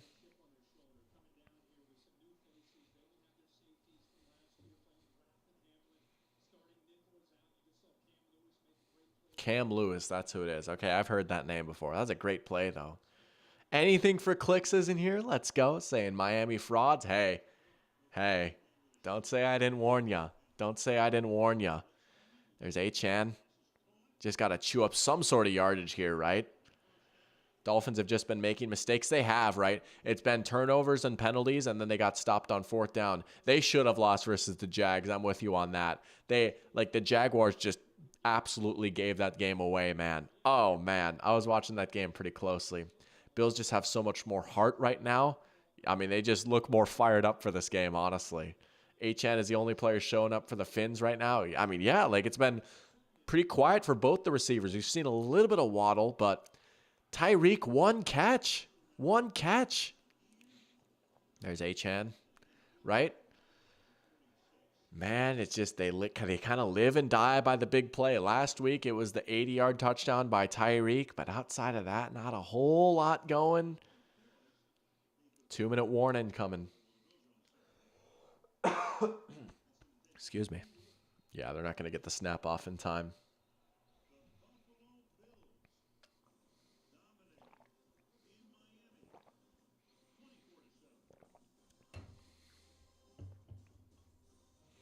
Well, I guess Monday's game was kind of a blowout, but Bills are sunning them. The sun ain't out, right? Yo, we got Henry in here too. Let's go. Saying, how's it going, Eric? It's going pretty well right now. Got a nice little Thursday night game. Obviously not the closest game in the world, right? But maybe beating the fraud allegations a little bit, as in me, right? We got a lot of Dolphins conversations going on this channel. But man, I mean, let's talk about the Bills, though. The Bills have been looking really good so far. Josh has played great. James Cook's having a good game, right? Go Dogs. A UGA, not alum, I guess. I mean, yeah, he's an alum, but Jack says he's going to the Niners game this Sunday. No way. That's so sick. That's awesome. Let's go. Hey, we'll see how it goes. Quite the test for our Minnesota Vikings here, though. That's pretty sick. How'd you manage that? Jack, the other Jack saying, hopes that the Dolphins play this bad next week. Hey, we'll see, right? You got to go into Lumen against Seattle. Not an easy place to play, and Mike McDaniel did have Mike McDonald had Mike McDaniel's number last year. Anything for clicks saying they never should have paid Tua. It's a tough spot to be in, right? Because if you don't pay him, then man, that just becomes the story of the season. But they paid him a lot of money, and they've already got quite the contract situation. It might hurt them a little bit. It might, Henry saying disappointed with no Keon Coleman. Yeah, and I was saying this a little bit earlier in stream. This might be a tough team to get a pulse of for fantasy, right? Because it is just a spread the ball around type of offense and okay, who's going to be the guy that has a good game today, right? Kind of similar to what the Packers were last year when you don't necessarily have a true number one, but you've got a lot of guys, right? Khalil Shakir was their leading receiver last week with 4 catches and 60 yards, and now he's got 4 for 42, and he's their leading receiver. I don't even think we've called Keon Coleman's name yet. I don't even think he has a target, right? But when the running game is working and you can just kind of spread it all around, you don't have to force it to one guy, but it is a tough thing to get a pulse on for fantasy. But we'll see. Maybe they'll throw him a jump ball before halftime or something if they get this ball back. Anything for clicks, you're onto something. Allen, week 2 MVP. He might be, honestly. Or James Cook. I mean, the dude's got 3 touchdowns, Allen could have been week 1 MVP. He played pretty darn well in week 1. He had a good game. Richard Sherman sighting. Yeah, he's part of the crew. A-Chan. Short of the sticks. How do the Seahawks fans feel about Sherman? I know he went to the 49ers, but what is the relationship like between the Seahawks fans and Richard Sherman? Dang, Achan, 74 yards. I mean, hey, he has ripped off a few nice runs. The tough part is it's tough to stick with the run now here when you're down 24-7. They're going to come out empty again. There's a few boo birds out. See, there you go. I thought that's something they would have dialed up on that fourth down last drive, right? Now they're getting the ball out quick a little bit. Jonnu Smith with the first down. They're going to go hurry up. They do have those 3 timeouts, but you don't need to burn them right now, right? It was a short gain so you can get back to the line quickly. There's another dump off in the flat. Get out of bounds. All right. You know, they've given themselves a shot to get the last score of the half here, right? End the half with the touchdown. You're still down 2 scores and don't get the ball, but you feel a lot better down 24-14 than 24-7. Jack saying he still covers the Hawks a lot and is part owner of Legion Sports Bar in Seattle. That's sick. All right. So I feel like maybe some mended fences there. That's pretty cool. Earl Thomas might be a different story. He might just be a little crazy. He did come to like Pete Carroll's like celebration last like January. That was pretty cool after they let him go. I guess he's technically still with the Seahawks, isn't he? Man, there's a negative zone run. They're not calling timeout? Dude, the clock is ticking. What? You call a run there and then don't call timeout?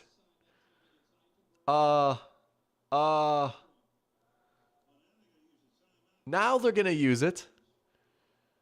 Oh boy. Oh boy, that is questionable right there.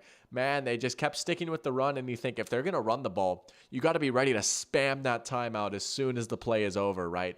And it's another negative zone run, and then you wait like extra 10 seconds to call the timeout. Don't love that. I mean, where's the ball at? They've got the ball at the Buffalo 46, or at least in Buffalo territory. You've got 2 timeouts left, though, but you've got 11 yards to pick up this first down. And they got to start getting a few more chunk plays here. But it's tough because you can't, like, they just don't have the offensive line to really drop back. And so, like, you know, the advantage is they have such speedy receivers. They don't need as much time to manufacture these big plays. But when you start needing bigger chunks down the field, it's tough with this offensive line to, like, take a true 5-step drop, you know? They're going to try it, though. Tua flushed out. He's going to have to just pick it up with his legs, maybe? Okay. Hey, there you go. There's Tua creating for himself a little bit. Scramble for the first down. That's what you like to see. You get out of bounds, takes off 5 seconds, but you pick up all 11 right there. Shannon Sharp should have had his phone on timeout. Oh, this must feel like a fun little game for you. How many Shannon Sharp comments can you make? Miami bums, they're not looking good right now. Stupidity saying if they don't get this and waste that, then Bills get another TD. You have to think. There will be some thinking done, I think, based off how this game might go. There you go. Another dump off. There's Jeff Wilson. But man, I mean, you got to wonder what Tua's ADOT is at now, right? Like, I feel like it wasn't very high week 1, and it's just, you got to spit that ball out quick. And they do it a lot, and a lot of it is intentional, but it's tough when you're trying to, like, get a touchdown here before halftime.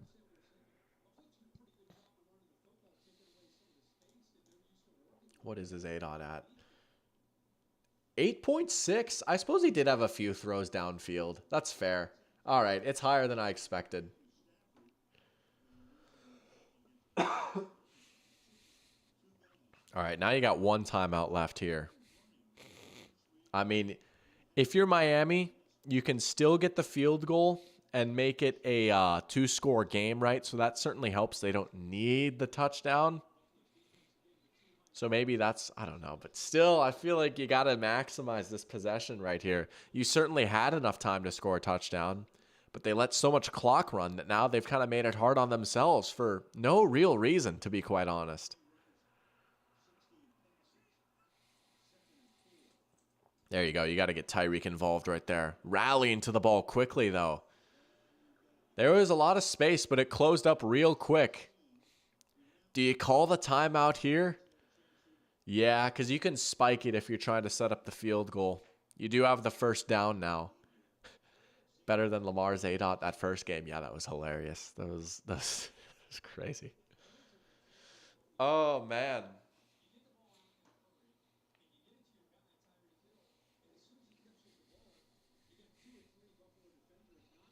Man.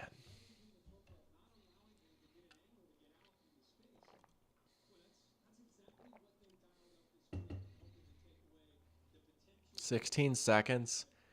Feasibly, you can run a few plays here, and you're in field goal range at this point, being at Buffalo's 23. Like, you'd feel pretty good about Sanders just booting this one through. But yeah, as Kirk is saying, you do have to be careful, though. You can't get tackled in bounds necessarily. I mean, you could and run a spike, but you got to be careful. You got to be careful. Can't take a sack here.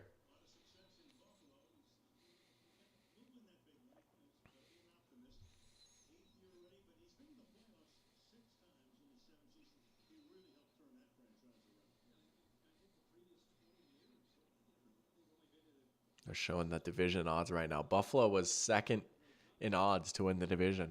Interesting. Man, I just got a little frog in my throat right now. I don't know if it's fall allergies or something. I was doing research on that, but I've noticed at times that has been an issue. There's Brandon Bean.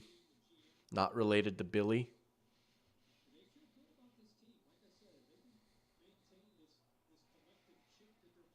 All right, here we go. Back to football. Big break after those timeouts there. Oh, okay. All right. Got out of bounds. 12 seconds left. I wonder if it gets to be a short situation near the goal line, if they would go for it if time was running out, if they'd go for the touchdown. No, you got to cut it to 2 scores. As tempting as that might be, allergies are getting you too. I get it. Yeah, those fall allergies are real, man. Some people have spring allergies. I seem to have fall allergies. It was a thing for me last year too. Feel like your eyes are about to swell up. Oh, that can't be good. Man, another timeout. It's been a long drive for the Dolphins here. 11 plays, 54 yards.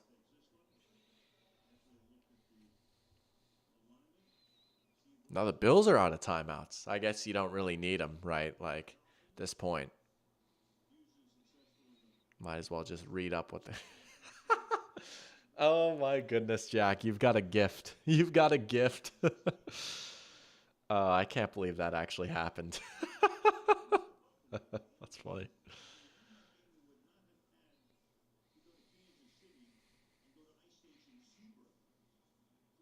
Ice Station Zero. That's a hard name right there for that Kansas City playoff game.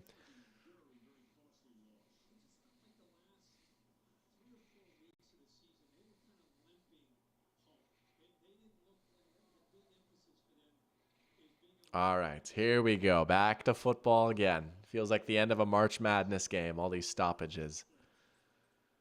Tua's going to just throw it away. I thought he was about to take off and run there. I get it. You don't like what you see. Live to fight another down. Oh, they're going to send out the kicker. Wow, they're not even going to try one more time at the end zone. Wow. I feel like you could try just one shot at the end zone here on third down with 8 seconds left. I feel like you could try one more time before sending out the kicker, right? If it's not there, just throw it out of the end zone. You don't have to spike it off, because if you spike it, then, it's over. But I guess you just want to be sure, right? You just want to get it to a 2-score game. I understand that. But, man, I feel like they could have at least tried one more play there. Jack saying, what a pass. All right. Well, it's a 2-score game at least. They got something on that drive. They did get something. Bills will get the ball to start the second half, so that'll be interesting. But they're showing the difference in temperature between those two games. Yeah. That was freezing. It was cold all across the Midwest. I was in Iowa during that game, And it was freezing there too. There's a massive winter storm going through. Whoo-hoo. Oh, that's a story for another day. Or maybe today, depending on how this game goes.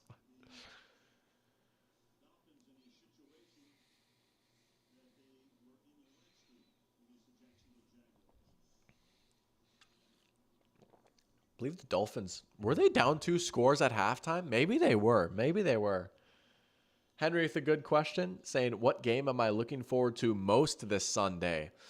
Oh, I mean, Bears-Texans is going to be a lot of fun, right? Obviously, the biased answer is Vikings-Niners, just because, like, hey, let's see how much of this is real. Even if the Vikings don't win, if they can play the Niners decently, like, hey, you feel pretty good about that. Cleveland-Jacksonville is a nice one because those are two teams with their backs kind of against the wall after tough week 1 losses. Yeah, Bengals Chiefs. That's a good one though, right? I mean, especially like the Bengals, man. Like if the Bengals are going to get back to like Joe Burrow or a Maxine, like, oh, this is the team that can challenge the Chiefs, bro, they got to go out there and play a good game against Kansas City. And Kansas City looks as good as ever. And again, like I said during the preseason stream, like this is a real rivalry here. Like these two teams genuinely don't like each other. We'll have Jim and Tony in the booth, right? Like, that'll be pretty fun. Henry saying we beat him last year. You know what's crazy? I'm trying to remember the exact number, but I believe it has been 32 years since the 49ers have won a game in Minnesota. Like, that sounds crazy, right? I believe the last 7 times the 49ers have come to Minnesota, they've lost. The 49ers have never beat the Vikings on the road in my time as like a Vikings fan, right? I can like go through every single game, right? 2009, 2012, 2000 and did they? Yeah, they did in 2018 and then last year. Like every time they've come to Minnesota, we've beat them. However, I mean, I don't know. I watched the Niners play on Monday night. Like, I don't know. They looked pretty good without CMC. CMC might not play again. I still expect them to win. Daddy Messi in here. Let's go. Welcome to the stream, Daddy Messi. Saying Niners W, however. Yeah, no, I'm with you. Like, let's be real, right? Like, that has no actual bearing on the game. I just want to see a competitive game. If it can be like a 1-score game at the end of the third quarter, I feel pretty good about it, you know? So I just want to see it. Parachamp with the random fantasy question here as we'll transition into our halftime immaculate grid, which I am just going to make a thing. But we'll get to that question here saying, how do you feel about the Texans defense versus the Bears or the Chiefs defense versus the Bengals? I feel like the Bengals have a better chance of being competitive. Ooh, that's a tough one, right? Because the Bengals did look pretty horrible last week. And, you know, that Chiefs defense is pretty nasty. I would say overall, like just straight up the Chiefs defense is better. But I understand with kind of the Bears' woes too. And you think that maybe like Joe Burrow kind of gets back in his bag a little bit. Maybe T. Higgins comes back and it's a little bit more of a game. Like, I get that. I might roll with the Chiefs personally, though. I just think this Kansas City defense is so good. They're a defense you can really start regardless of the matchup, just because even if they give up some points, they're going to get sacks. They might get a pick. So I don't know. I might roll with the Chiefs, honestly. My personal opinion. But anything for clicks saying, would you bet 1K on Miami to win a live bet this game? No, not a chance. Unless that was a typo and you meant Minnesota. Either way, I would not bet 1K on Miami or Minnesota. That's for sure. Jack saying he may or may not have picked the Vikings in the pick'em. Let's go. Hey, I'm proud of your belief. I am proud of your belief. Unfortunately, I picked the 49ers, but I like it. I like it. Let's go. Henry saying that's how he feels about Falcons Eagles, just wants them to look competitive. Yeah, hey, I'm going to be going live for that game.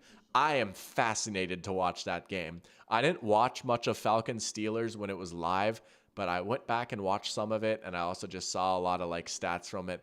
Bro, they didn't put Kirk under center once. They didn't run play action with Kirk once. He's not healthy. There's no way he's healthy. And it's like, are they trying to run the Penix offense with Kirk? Or are they doing that because Kirk can't move? I mean, he looked even less mobile than he was like before his injury. Like, man, he just does not look healthy right now.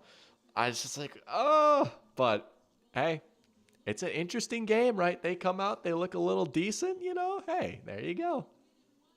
Look at that. We got the nice little Georgia friend group interaction as we've got James in here. Welcome to the stream, James. Good to have you in here saying, "What's up, Doc? How about them Bills?" Hey. To quote Brandon Staley, I think we all knew this was going to happen, didn't we? Let's go, Bills, baby. Let's go. We got the nice little James Henry interaction. Let's go. Daddy Messi saying he wants Fred Warner specifically to take one to the house just for me. Oh, thank you. I appreciate that. Oh, that's funny. Jack's not liking the Fred Warner pop. Chiefs are lucky playing September Bengals. Henry saying he's saying he's healthy, just rusty. Not sure if I believe him. I'm not going to lie, bro. I don't believe him. That did not look like Kirk Cousins out there on Sunday. I don't think so, man. I don't know, man. I don't think he's healthy, just from what I'm seeing. James saying Miami some frauds for getting James cooked. Bro's got a first half hat trick. How about it, man? How about it? All right. We've got the Immaculate Grid up. We'll try and run through one here pretty quickly. We'll get a decent one going here. We'll see if we can improve a little bit. We've had some all right performances, but we got to lock in here. So we've got I like when they put the matchup in here, right? We've got Bills Dolphins, Bills Colts, Bills Lions, Dolphins Giants, Colts Giants, Lions Giants, and 1,000-yard rushers for the Dolphins, the Colts, and the Lions. All right, let's lock in. Let's start thinking of some good pulls right here for Colts. Did Joseph Adai ever get to 1,000 yards? I want to say he did, right? I'm a little scared. I know there's obviously like Edgerrin James or Jonathan Taylor. Marlon Mack might have even got to 1,000 yards, right? If you know, you know. Marlon Mack. You know what? I think he did. I'm going to put Marlon Mack. I really think he did get to 1,000 yards in 2019. Let's go. Marlon Mack, 3%. Marlon Mack. Oh, his game against the Falcons will never be forgotten. Oh, that's awesome. We got Marlon Mack in here. Look at that stupidity. Our Colts correspondent coming through clutch too. Henry knows what I'm talking about. Kerryon Johnson for the Lions. He totally did, didn't he? Kerryon Johnson. Did Billy Sims ever get to 1,000 yards with the Lions? I don't know that he did. We'll go with Kerryon. Did he get to 1,000 that one year? He did, didn't he? He did, didn't he? Oh, why am I a little scared of this one? Nah, we're going to do it. No, he didn't. He didn't. No. Oh, my gosh. Okay. Reggie Bush might have. I don't think Kevin Smith did. Obviously, Barry Sanders is the obvious one. Montgomery hit it last year. Oh, man. Jay Ajayi Dolphins would be a good one. Shoot, bro. Did Billy Sims get to 1,000? I feel like I've been burnt by him before. I'm too scared to guess Billy Sims. We already got one wrong. Shoot, dude. We're going to rip a little Larry Zonka for the Dolphins. We just got to pay homage to the greats, right? Larry Zonka, 9%. We'll live with that. Jay Ajayi would have been a good one, too. Richie Incognito is a good one for Bills Dolphins. We'll put that in there. I can't remember who said that, but that is a good one. Man, that was crazy. 3% for Richie Incognito. Yeah, Ricky Williams would have been a good one for Dolphins. Or Ronnie Brown. Joik Bell, I don't think he quite got to 1,000 with the Lions, but that would have been insane. I'm like 99% sure Reggie Bush hit 1,000 yards with the Lions. Yes, let's go. Reggie Bush, 4%. It would have been 2012, I think, right? I think 2012 he had 1,000 yards with the Lions. All right, here we go. Let's see. What are some other ones we can get? I feel like these Colts ones, right? I always thump my chest about my Colts knowledge a little bit. Vontae Davis, Colts Bills. Let's go. Vontae Davis, man.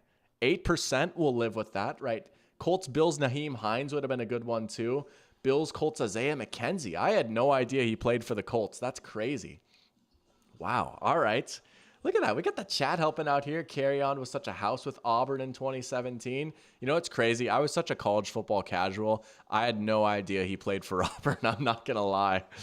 All right. We've got 3 left for 4 spaces. Okay, we got to start thinking like, I haven't had a crazy one in a while, right? Like outside of the Madiu Williams one, that was pretty sick. All right, let's see. Colts Giants. Colts Giants. Man. Oh, I got one. Hakeem Nicks. Hakeem Nicks. There we go. Oh, 13%. That's a shame. We'll live with that though. Hakeem Nicks ain't bad. We've got 2 guesses left for 3 spots. Um, Dolphins, Giants. What about like Lions, Giants? Why do I feel like there's an intriguing one for that one? Or Lions, Bills. We got a little Lake Erie square right here. Kenny Galladay. Oh, yeah, that's a good one. You know, we'll throw that one down. Kenny Galladay. Man, you guys are carrying me. Carrying me. 42%. Yeah, it's probably going to be the top guessed one, but that makes sense. Giants and Dolphins or Bills and Lions?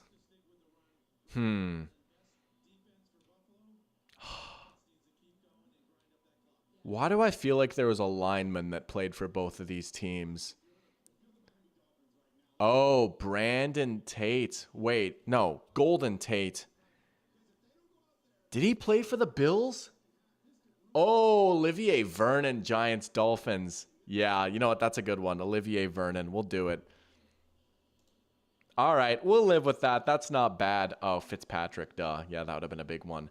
All right, can we rip one more quick here before the start of the second half?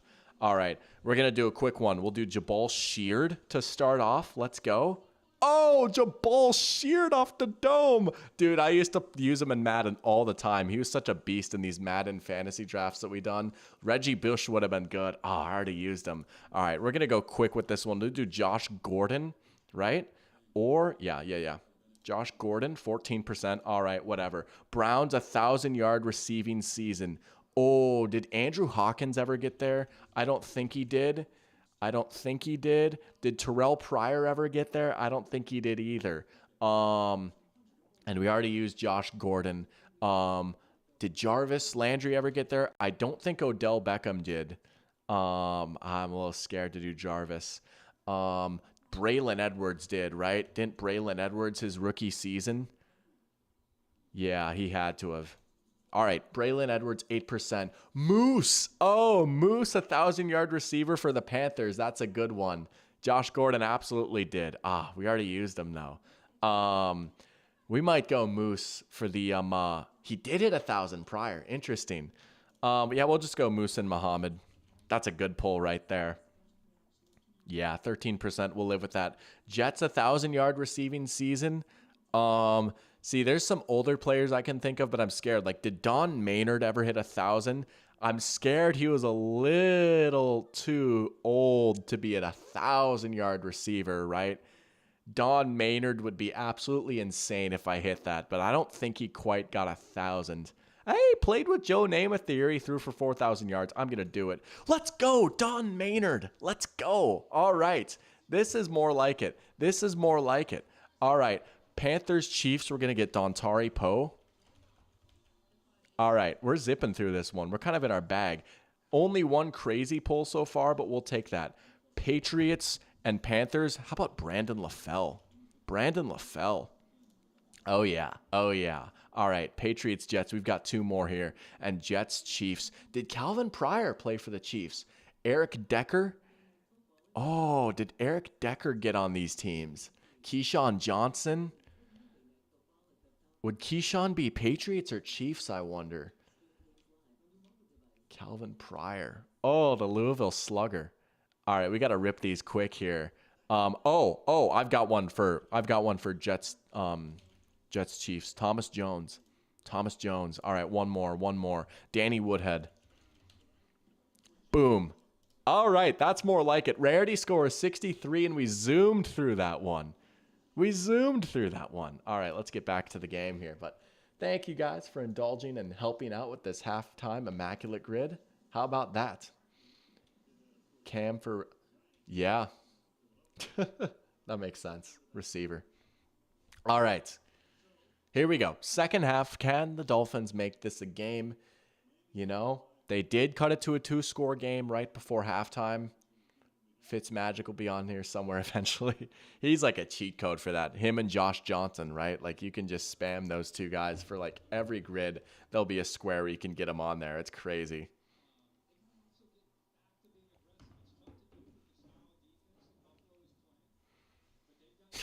Jack saying he helped. Hey, you guys were lobbing up some assists. Why the quotation marks? All right, man. You get the feeling if Buffalo comes out here and scores a touchdown, though, then this one might be Jover.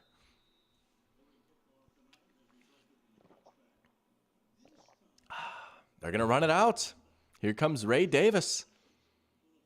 Oh, he had a seam there for a sec. He'll churn his way up there. All right.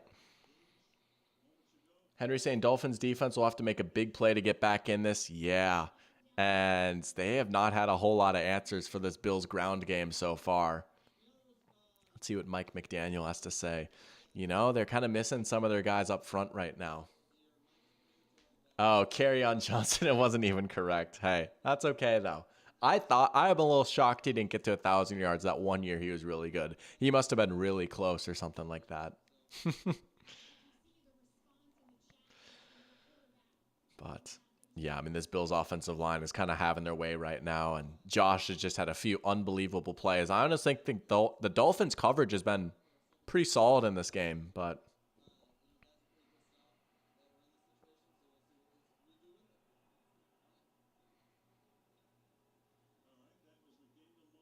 All right, swing it out right there to Kincaid on first down. Man, the Dolphins have brought some blitzes so far in this game, but Josh has had some answers for it. Out in the flat, that's like a 9-yard gain right there.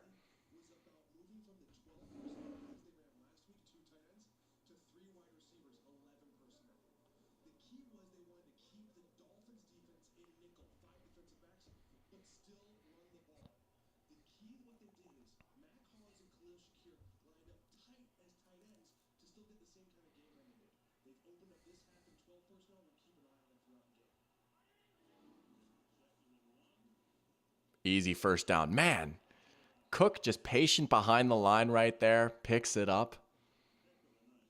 That's nice patience. That's a vet run right there. Wait for those blocks.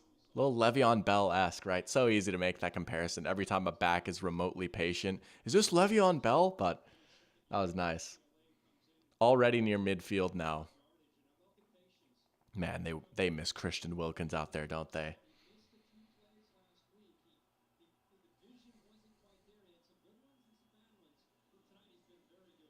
There's Curtis Samuel on a little screen. Is that maybe his second catch? They did try and target him deep in the first half. Joe Brady obviously goes back to Carolina with him, right? He had a pretty good year on that Panthers team in 2020. Curtis Samuel did. Only 3 yards there, but that clock is ticking, right? Man, the Bills, I feel like already you can kind of take the air out of the ball a little bit.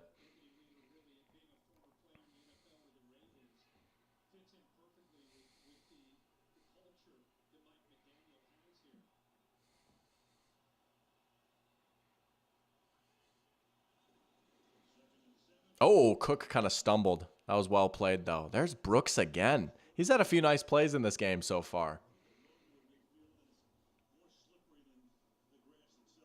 He had that nice... He was the guy who had the coverage on the Samuel throw in the first half. Now nice play in the run game.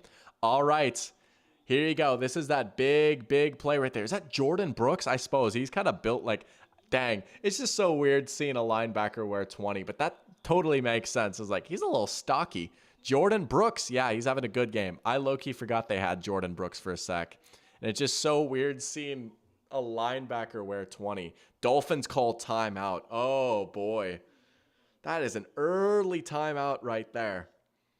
3rd and 7, they must not have liked what they saw, or maybe they had too many guys on the field, or they're just disorganized on defense. But, man, something's got to be going terribly wrong if you're going to burn a timeout right there. Especially trailing. This Bills offense, like, just pretty well set up to kill a lot of the clock. Jack saying they're going to regret that. They totally might, dude. If they find their way back in this game, that could come back to haunt them. Yeah, dude. So many early timeouts, man. It's crazy. It's crazy. You're right, Henry. That is a real mistake. All right, 3rd and 7. We kind of got some one-on-ones across the board here. If you're the Dolphins, you'll probably live with that, right? Knowing that the Bills don't have Diggs out there anymore. You'll live with that. You got a one-on-one at the bottom with Jalen Ramsey. Keon Coleman. Josh under pressure. Oh, just couldn't quite find him. Man. Could have been a big play right there. Couldn't quite hook up. Is that MVS he was looking for? Yeah. Couldn't quite put the ball in the perfect spot. It's a tough throw, but he could have made that play. Good pressure, though, from the Dolphins, right? That's what happens when you run like those one-on-ones. You got to win up front. They did. Nice. Henry asking, why do I think that so many teams struggle with timeout usage? Seems like a relatively easy thing to figure out.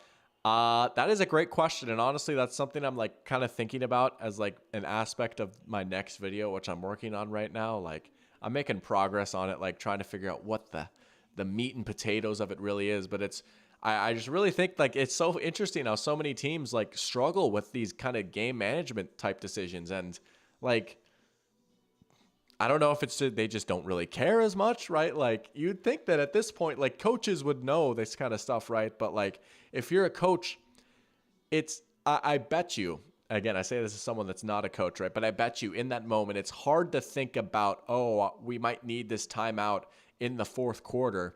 If you're out there and you think that your defense is just terribly like lined up or something like that, or you just absolutely hate what you see out on the field and you think, oh, they might hit us for a touchdown on this play. We'll live with the timeout because if they score, like who cares if we have that timeout? We're going to be down 20, right?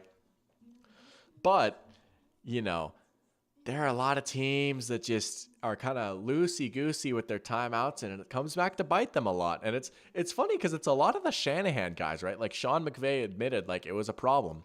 And then they hired the Titans game manager coordinator, and then they still were calling early timeouts on Sunday, right? Like Sean McVay just loves to burn his timeouts early. And in the grand scheme of things, right, if you're a coach, you're probably way more concerned about other stuff than like how you use your timeouts. But that's why a lot of these teams do employ these game management coordinators. And, you'll see some older football fans will be like, well, I remember when coaches used to actually do their job and manage the game. It's like they did, but they were kind of bad at it, like I don't know if you watched the NDSU Colorado game, right? But that was just a complete disaster class in game management. I mean, they're not taking the timeout before the 2-minute warning, but after, and they're throwing the ball when they could just run out the clock and stuff like that. Just a disaster all around, So most coaches, I bet they just don't care quite as much about this kind of stuff. But you would probably want someone on your staff that does care and will tell you, hey, don't call that timeout. Like, you're going to need that, stuff like that. We have coaches will have assistants that'll like hold them back from running out off the sideline, but they won't have someone telling them how to use their timeouts or manage the clock. It's fascinating. I don't know. It is interesting. That's a juicy question though. I mean, you could really do some digging and find some interesting answers, I bet. That's what I'm trying to do. Not just with timeouts, like everything game management. I mean, bro, did you see the Raiders punt on 4th and 1? From Chargers territory down 6, right? I mean, goodness gracious. We just see some interesting game management decisions. But that is a good stop. The Dolphins do have a chance to strike back. We're bad on the field now, Right? 1st and 10. They're backed up a little bit. But all of a sudden, they got a little bit of a pulse here. They've got a little bit of a pulse here. There's Achan. Not much doing, though. Stupidity saying he doesn't think it's more timeout usage struggles as it is, oh crap, we did something very wrong on certain plays. And that makes sense, right? Like if you really think you screwed up, then your first instinct is probably like, we got to fix this. Otherwise, like this is just going to be a brutal game-changing play. So it's understandable. It's easy for me, sitting here in my comfy office chair with my 3 screens to be like, actually, you reduced your chance of winning by 3% by calling that timeout. Like Mike McDaniel probably doesn't care that much, but it's something I can point out, Achan again. Man, how many catches does he have? He's got to be like their leading receiver, right? I guess it shows Jonnu right now, and I look over on my right screen, but he'll be there. Jack says you can understand early timeouts in the first half, but unless it's absolutely dire, you got to save the timeouts in the second half. I do agree. Like, I mean, man, like that's how you stop the clock when the game is ending, right? Like that can save you like 45 seconds about, you know. The Raiders punt is even, it is crazy. Stupidity saying it's even more funny when considering they went for it earlier in their own half. They did. They did. Yeah. Yeah, that was crazy. Man. All right. But here we go with the Dolphins.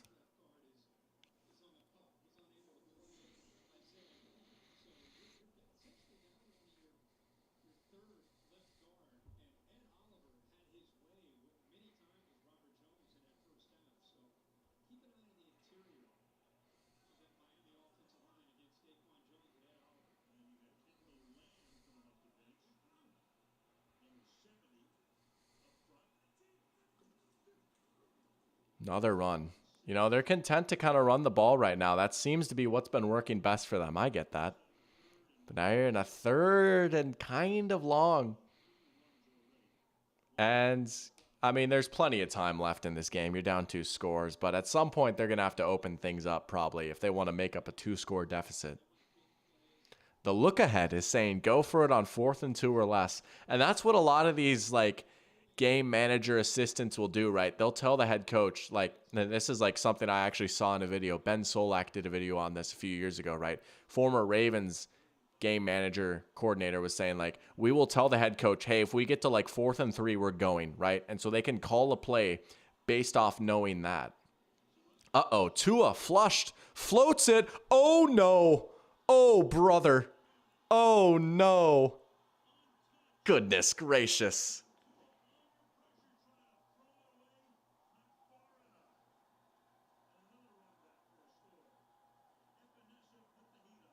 Oh, my gosh. Yikers. Yeah, this one's probably wraps. Yeah. That's so tough. Henry's saying probably going to have to jump off for the night here, but thanks for hanging out. See you Sunday. Appreciate it. Hey, appreciate you hopping on here. Thanks for tuning in, Henry, and I will absolutely be seeing you on Sunday. Let's go. That was an unbelievable pass. Jack saying unbelievable pass. Jack Gothberg saying, oh no. Stupidity saying, well, that was a fun game. See you on Sunday. Yeah, Goat Kid is fired up, though. The Bills running riot. Man. Jack says he thinks he stands corrected. Oh, boy. That was a disaster. He just floated it up there for grabs.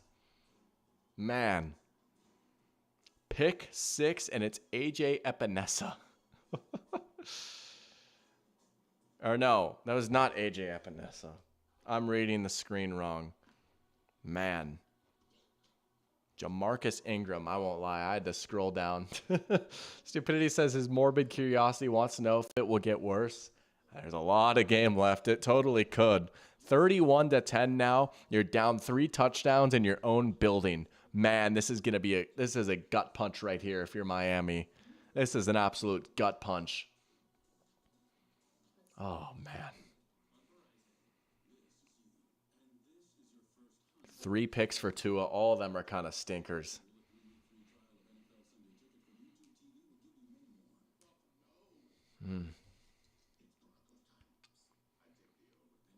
Well, maybe it's a good thing I didn't bet on this game, unless I was going to like bet all Bills. Oh, man. Yeah, Shakir hasn't quite at his fantasy score threshold yet. He's very close, but how much are they going to be throwing the ball now, right? How's Waddle doing? I thought he might have a decent game. 3 for 20. Ugh. Tyreek's 2 for 16. Man. HN has 17 carries. Green Gandalf is in here. Let's go. Welcome to the stream. Green Gandalf saying Flores is watching this game with a sick grin. Maybe he was right. Maybe Brian Flores was right. Who would have thought? Jack says, Mass Seahawks winning the Super Bowl. All right. Okay. No way that's speed in a commercial. That's crazy. Who do the Seahawks play? Oh, that's right. They play the Patriots. You were saying something about castrating yourself if you lost to the Patriots. Hey, don't sleep on Jacoby Brissett. Don't sleep on Jacoby Brissett. Take a wild guess who's on Thursday Night Football next week. That's right. It's Jacoby Brissett. Let's go. That's my Super Bowl. Jacoby Brissett in prime time. The Bills. Ah, a little discourse.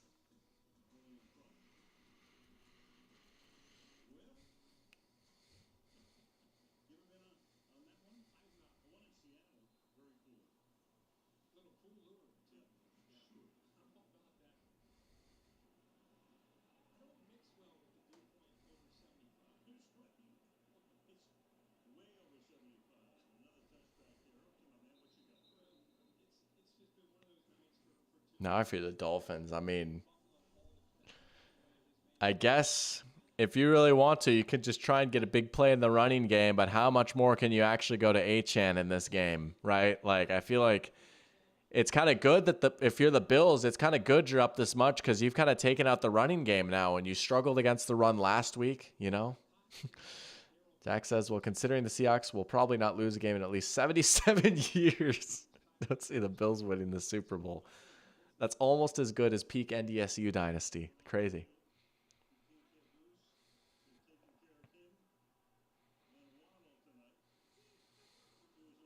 There you go. Just get Tyreek involved, right? There's his third catch of the game. You just got to manufacture touches for your guys here now.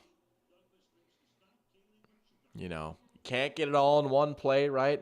This is an offense that has big play ability, right? You can't get it all in one play, but I don't know, man. You just got to get it one score at a time, right? Such a cliche, but it's true. You can't get too greedy here. The times you've tried to kind of throw it down the field, that's the times you've run into trouble here, throwing interceptions.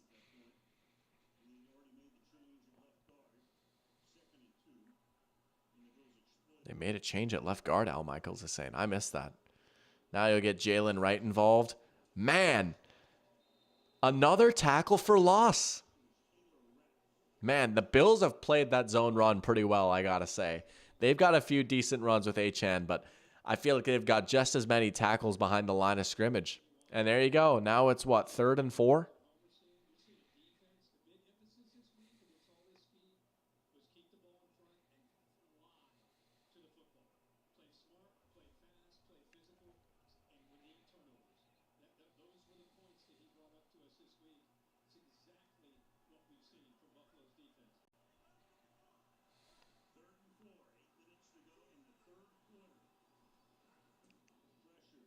There you go. That's a good throw from Tua. There you go. First down, Waddle. Put that in a pretty good spot right there. Man, you see that ball float a little bit. You just get a little nervous that the D-back might run it down, but that was well placed. There's Von Miller out there. He had a pretty good game last week. Didn't see a ton of the field, but he looks a little better than he has the past few years. Look at that. That was a good rep from him right there. But Tua able to just fire it into Waddle. But look at that spin move. Almost feel like I'm watching him wear the orange uniform again. Von Miller highlighted the season. Hey, I think he got a sack last week. He played pretty well in that game. I was kind of impressed. Oh, is he in bounds? Did he catch that? Incomplete. Oh, tough. Let's see this replay back. Let's see. Ooh. Oh, no. His toe is on the line. Isaiah Likely moment right there. Oh.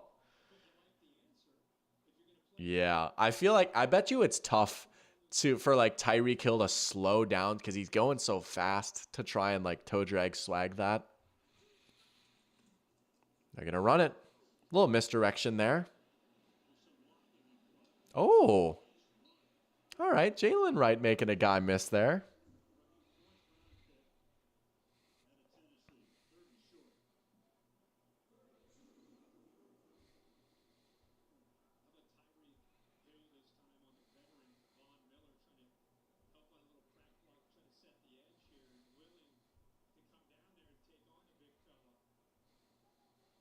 Oh, look at Tyreek getting mixed in the run game there. A little block.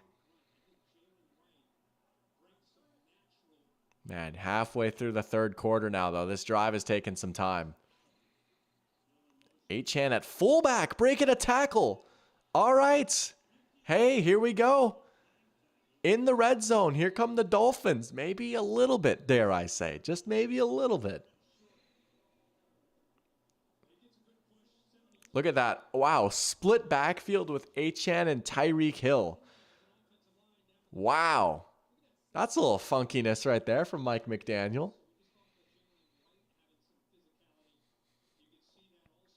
Good running, just running through the tackles. Multiple guys have to come in and bring him down. Showing the forced missed tackle rate right there.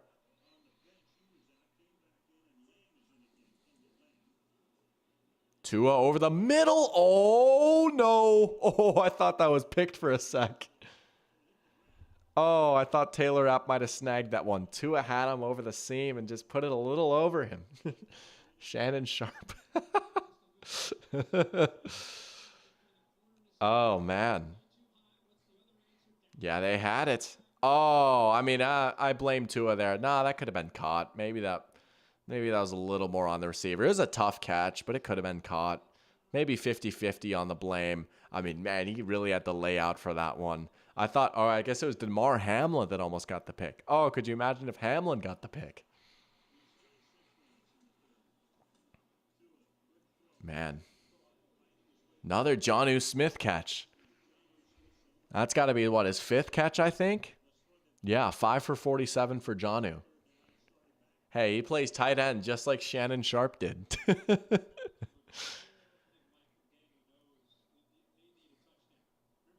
Third down now. You got 2 cracks to get this right here, 3rd and 3.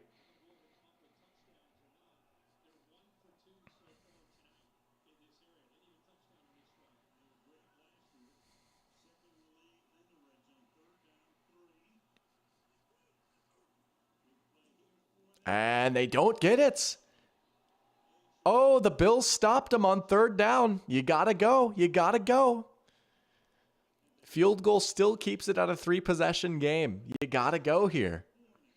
Man.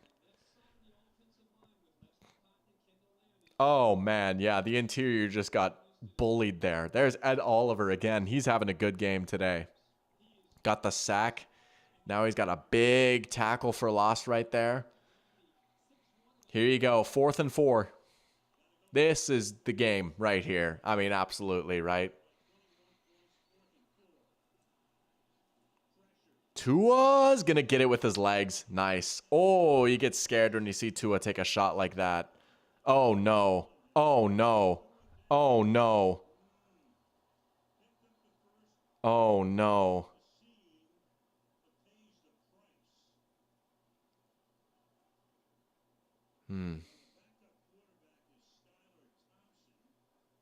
Oh, my gosh.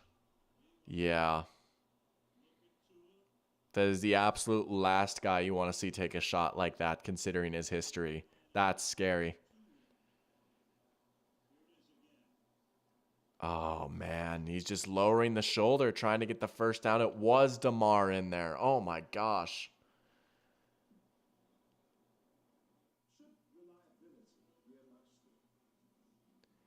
Yeah, no, I mean, this might be one of the worst Dolphins games ever. Oh, my gosh.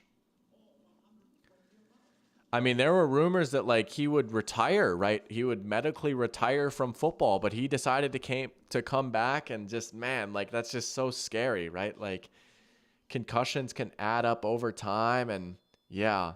He was in the fencing position, I think is what it's called, right? Where he, like, his hands, yeah, like, oh my gosh.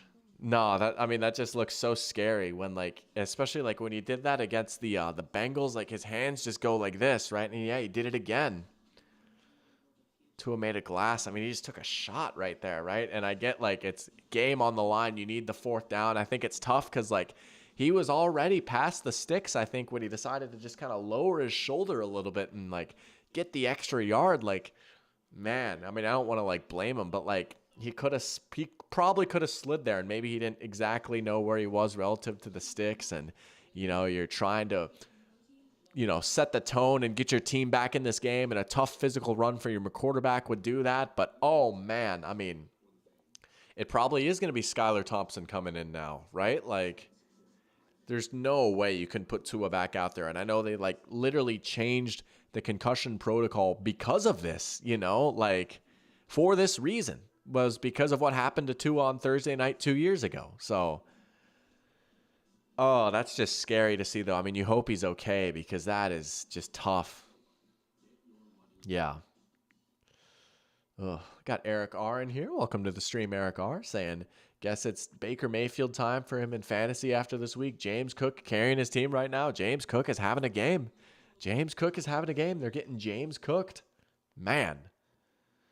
There's Tua. He's standing up at least, but the helmet is off. I mean, there's no shot he comes back in this game now, right?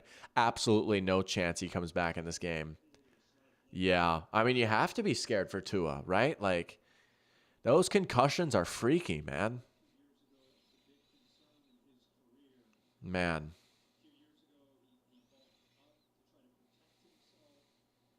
You can just see the concern on the Dolphins sideline right now.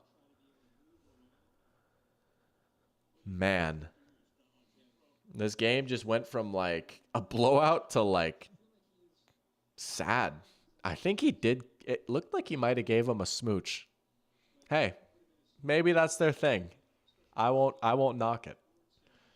It did get worse. Yeah, you did say morbid curiosity. Man, talk about just foreboding. I think I used that word right.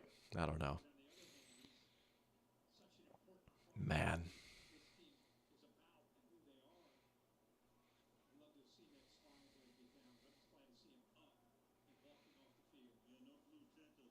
Man.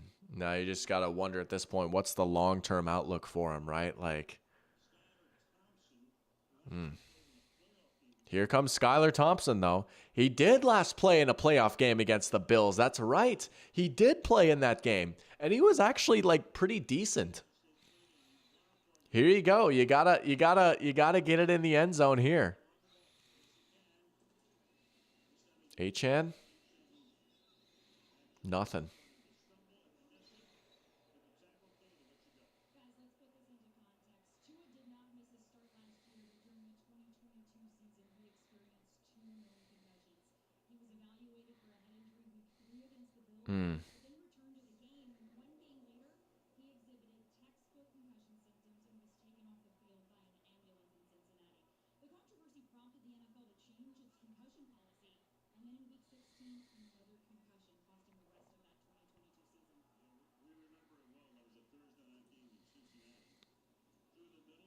Achane, nothing. 3rd and goal, and it's a long 3rd and goal.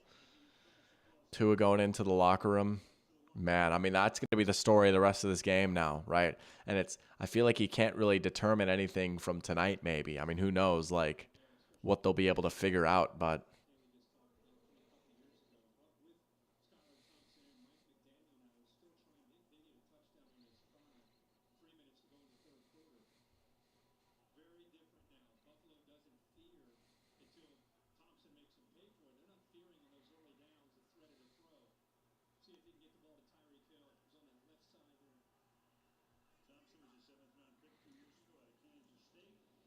Third and goal, man, just nothing. Nothing. Just throwing it to air. Jack saying wanted to see a competitive game, but if Tua is not 100%, I do not want to see him play next week. I don't think anyone does, right?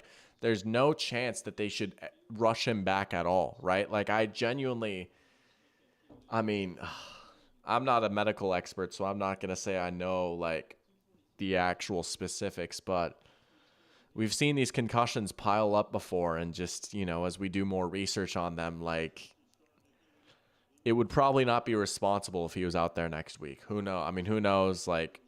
We'll see what exactly it is, but 4th and goal for the Dolphins here. They do not get the snap off. I think it might have been a false start. Ryan Tannehill returns to Miami. I mean, he's still out there, right? He's a free agent. I could see him running this McDaniel offense totally. Or do they just run with Skylar Thompson? I mean, shoot, what do you do if you're the Dolphins? Do you trade for someone? Do you sign Tannehill? Do you just stick with Thompson? Ugh. Ugh.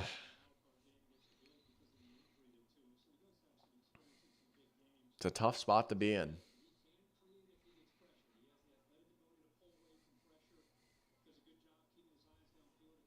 Fourth and goal. I mean, this is fourth and game right here, right? They don't muster any points here.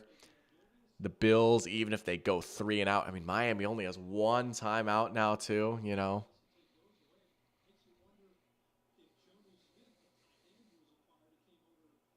Are they saying Jonnu Smith emergency quarterback? They probably will get someone else, though, right? I mean, that makes sense.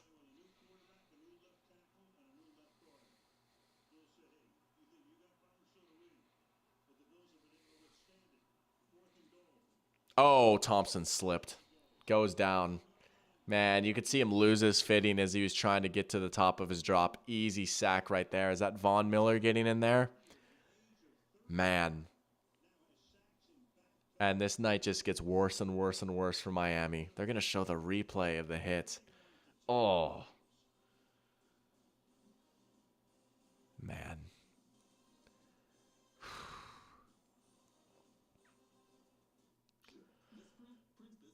I don't know what to say, man.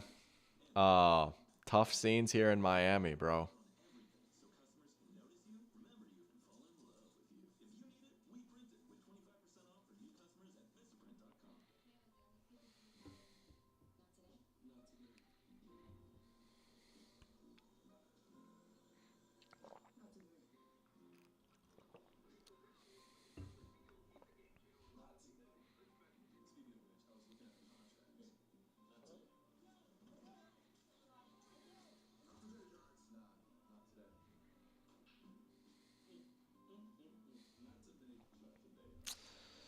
I'm at a loss for words right now, man. I don't know. Like, it's just been such a crazy game. And Tua's hurt now. Like, I guess we just have to wait for updates. Um, the Bills have controlled this game. um, they're going to run the ball a lot and just kill the clock. Man, it's games like this where you could wish you could just turn chew clock on, right? Like in Madden, like, man, if you thought James Cook was going off in fantasy now, he's probably going to break 100 yards here before this is all said and done. Jack saying, I feel like Bills fans are not even happy that happy right now. No, I mean, you can't feel good about this, right? Like, the air just got sucked out of the game. It really did, right? Like, it's hard to celebrate when something like that happens. It has been a complete disaster for the Dolphins. Um, yeah, I mean, you lost this game convincingly, even when Tua was in there, and now, like, you just genuinely worry about his long-term health at this point. I mean, forget, like, oh, when he would come back, like, is he going to be okay? So, man.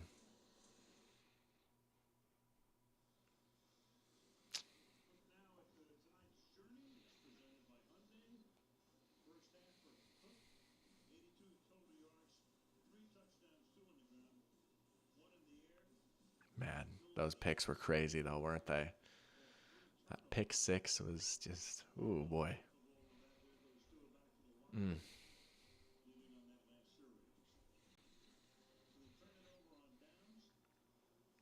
Wait, why does it say 43 seconds left in the third on my screen? That's so weird. It's not ahead because it hasn't shown the next play yet. Like, it hasn't shown this Bills play, so just probably a glitch for ESPN or something. There's 2:40 left in the quarter, so I was like, there's no way that much time went off the clock. But there's Cook for like 8 yards already on first down. They're going to show us some Von Miller action right here. Christopher Sparks, welcome to the stream. Christopher saying Tua getting hurt just to get us the first down and then we don't even score is actually devastating. Yeah, man. If you're a Dolphins fan based off like how you're talking right now, that's just so tough. Like, I just feel so terrible, like, all around, right? Like, yeah, just a bad situation all around. Mm.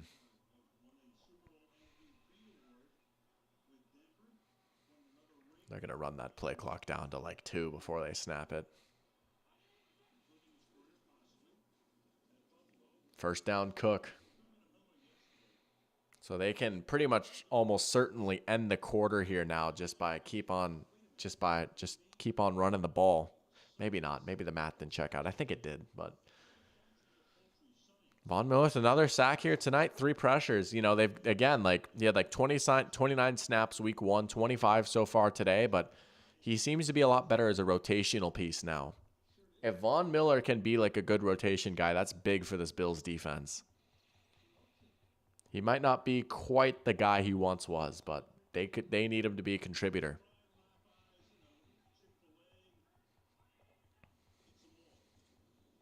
There's Cook again. Maybe a gain of 1.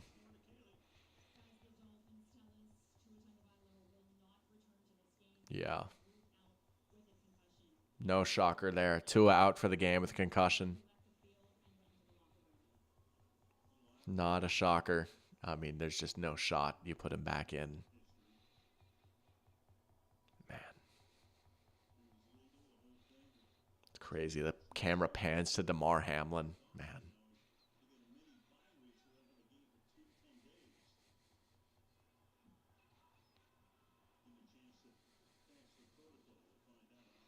There's Kincaid. Oh, look at him break a tackle there. Getting hit. Staying upright.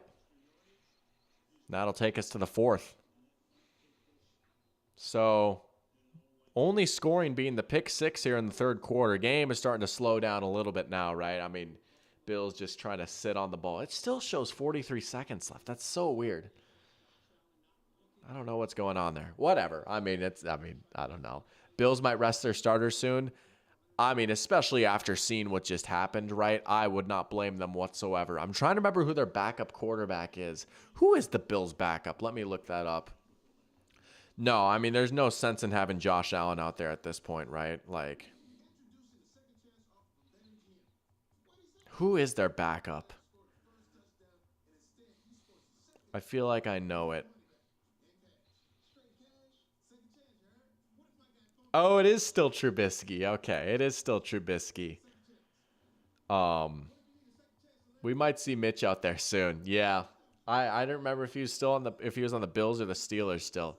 But yeah, he did go to the Bills last year, didn't he? We might see Trubisky soon. We might see a little bit more Ty Johnson soon. I mean, you're up 3 scores. The game is over.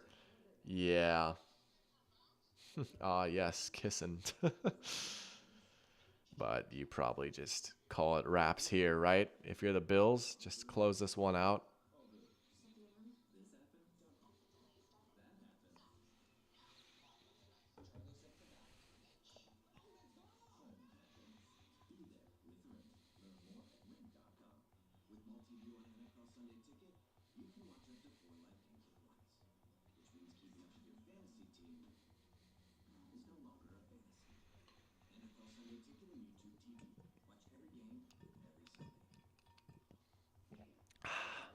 Man, I'm out of water. That's so sad.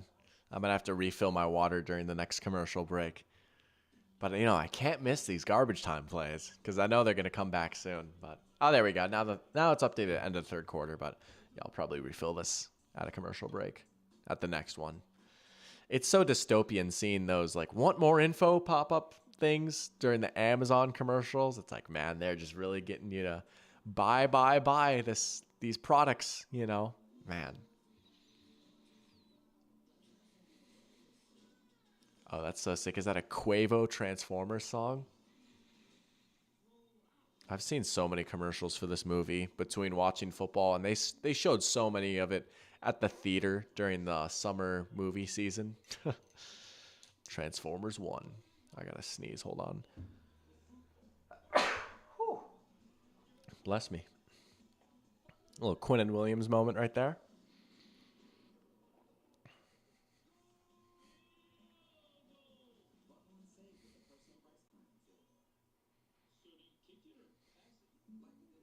State Farm is there. There we go. Back to the game.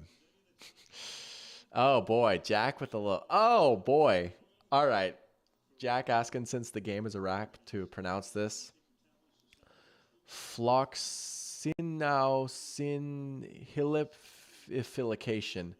Floxinhilification. I tried. Oh, that was tough. Yeah, we got Krempy in here. Welcome to the stream, Krempy. Saying, yo, can Al Michaels say that about DeMar? I missed it. I know Al Michaels likes to make the occasional out-of-pocket comment. I missed it. What did he say? I must have missed it when I was like sneezing or something. But I don't doubt it. Al Michaels will be good for like just some crazy statements.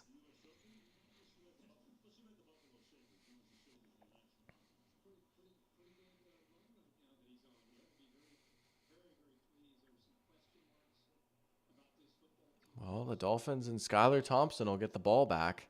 That might be the final drive we see the Bills starters, though. Man, seats are starting to empty out here. Man. Oh, punted it too hard into the end zone for a touchback. He said it's ironic that DeMar is the one that sent Tua to the locker room. Oh, boy. Yeah. That sounds like something old Al would say, isn't it?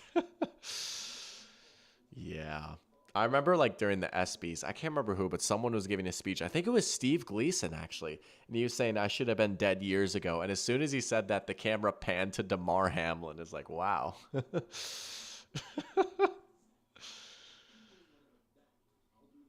All right. Thompson time. Thompson time.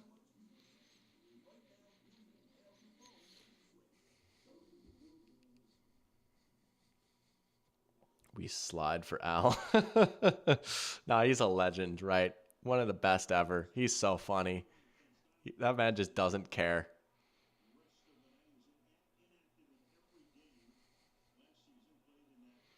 I guess, yeah, Skylar Thompson really didn't play last year. Tua was healthy last year.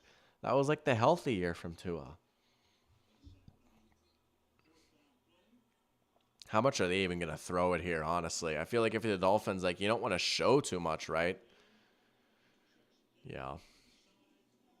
Hey, Chan. Swing. Nothing. Oh, boy. Hippopotamostrosis alatrophobia. It's the scare of something. Hope I don't have this fear. Was it the fear of hippopotamuses? The fear of long words? Isn't there like the phobia, like the fear of long words is like an insanely long word, right? Maybe that's what it is. Trying to remember. How's the stream been so far? It's been good. You know, it's been a bit of a slower second half, right? And the Tua injuries kind of suck the air out of the stadium a little bit, but it's been a good stream, right? It's good to just hang out, watch some football, right? I think my pick in the picks competition is going to be right here. I went with the Bills. But it's been a good stream, and I appreciate you tuning in. But yeah, this is one of those games where they're just gonna kill the clock from here on out now, you know. No way, I got it right. Let's go. Wow. Off the rip, I got it right. I clearly don't have it. Hey, who's to say? Maybe I am a little scared of that. Oh man. Giants fans talking about don't win for Quinn. I like that. I love the like the rhyming tank slogans, right? It's all started with suck for luck. Don't win for Quinn. I like it. Ah, missed him down the middle there. Yeah, I feel like the Giants might have a pretty high draft pick. Hey, I did pick the Giants. Well, you know what? No, I'm not going to spoil my picks too much, right? You got to watch the pigskin pregame, but I'll just give you a little teaser. Maybe I picked the Giants to win this week. Maybe I picked the Giants to win this week. But Stupidity saying technically it's only quipidalophobia, but to make it funny, it was extended to. Oh, nice. I'm not going to try and say it again. That is funny. I like that. A little sense of humor there. That's still a long word, though, which is funny. Memorized how to say it a while ago because it is indeed funny.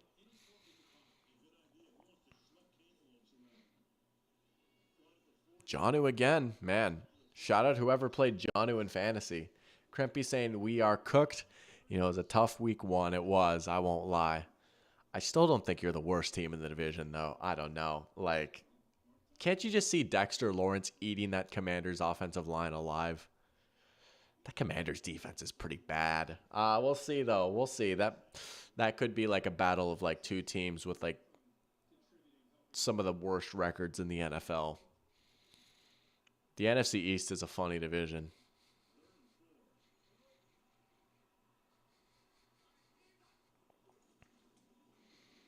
Skylar Thompson. Oh, he just way too much sauce on that. Man, if you're the Dolphins, you probably just punt it at this point, right? Like, I mean, I guess you could go for it. You could. Yeah, you might as well. I don't know what I'm saying, punt it, but that would be like the ultimate white flag, just like end this game type of punt, you know. Von Miller with another pressure. Look at that. Look at him getting off the line a little quickly. Jack saying the Commanders have Bobby Wagner. Yeah, that might be the problem, unfortunately. Jaden Daniels is nice. I thought he was all right. He ran pretty well. He had a few nice throws. I just don't love the offense they run in general. But that's just maybe me. I don't love Cliff Kingsbury, to be honest with you. I don't love the offensive line. But Jaden Daniels, I will give him props. Like, he played a little better than I thought he would. I thought he was going to be baptized by fire by Todd Bowles. Instead, the defense was. But look at that moon. That's beautiful.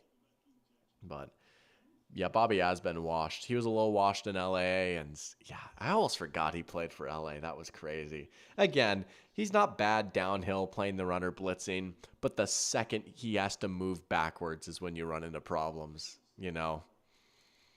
Yeah. He's going to eat Jandil Jones alive again. That might not take much. All right. Hey, clean pocket. Skylar Thompson's going to run. And, oh no, he got caught from behind. Greg Rousseau hawked him down. Wow. And the Dolphins still just coming up empty. He is still a great tackler, right? He could chase the ball carrier down. He's a smart player. He's just starting to lose a step a little bit, you know? He used to be incredible in coverage, though, right? I mean, he used to be one of the greatest players in the entire league. He was unbelievable. Look at Josh. He's happy. He's feeling it.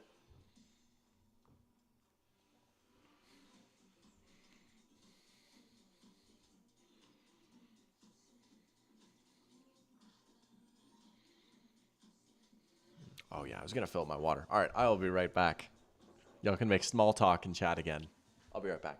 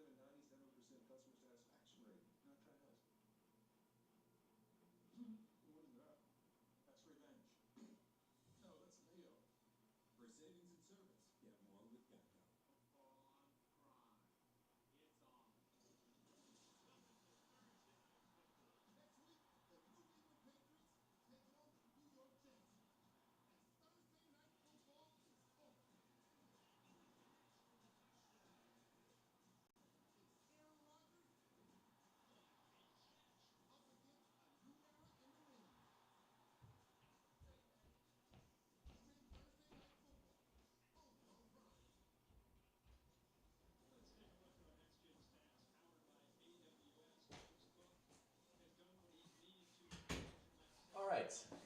I'm back. Here we go. Look at that. Got some linebacker talk. Roquan Smith, Matt Milano, Fred Warner, conversations for best linebacker. You know, I was giving some Roquan love, and then he kind of had a rough game against the Chiefs, but I still think you could make the case, right? But Fred Warner was just a beast on Monday night. Man, I really got to get a water cooler down here. Wouldn't that be so sick if I could just reach back and fill my water up? I really got to get a water cooler or something down here, but I'm back. Looks like I came back just in time, too. Ray Davis, first down.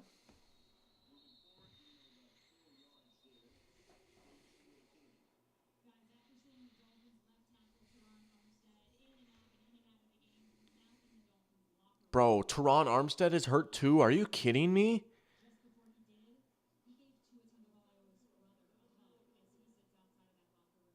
Bro, are you serious? Armstead is hurt too? Oh my gosh. What? Bro, look at poor Mike McDaniel. This has been just a nightmare of a night for him.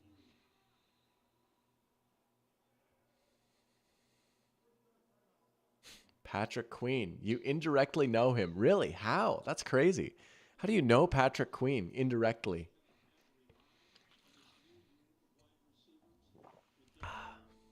Man, now the Bills calling a timeout.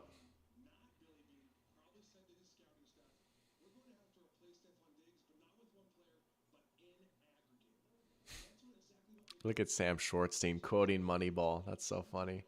Yeah, Josh really is still in the game, isn't he? That's interesting.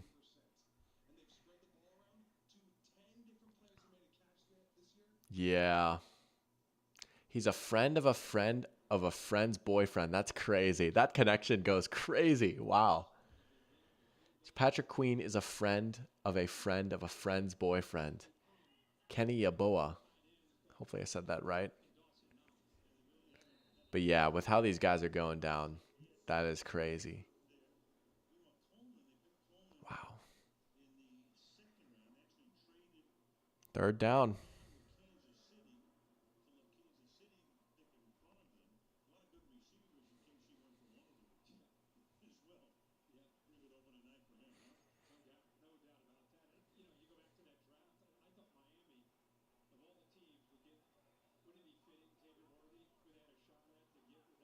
Oh, they're talking about worthy to Miami.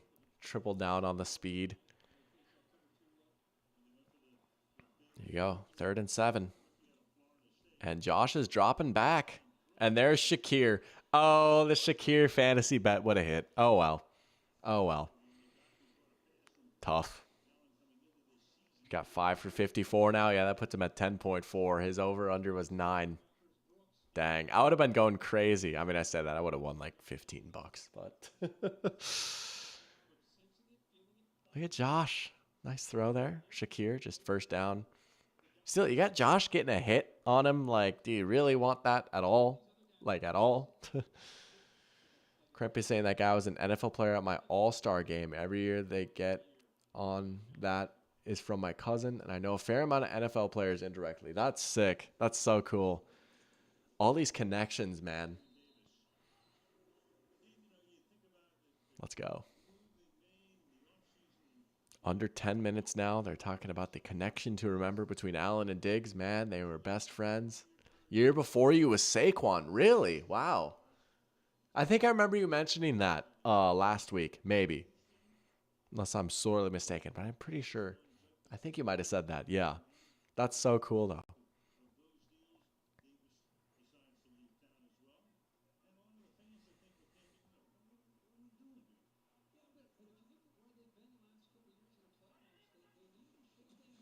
Hand it off again. Oh, Davis just fell. Just fell.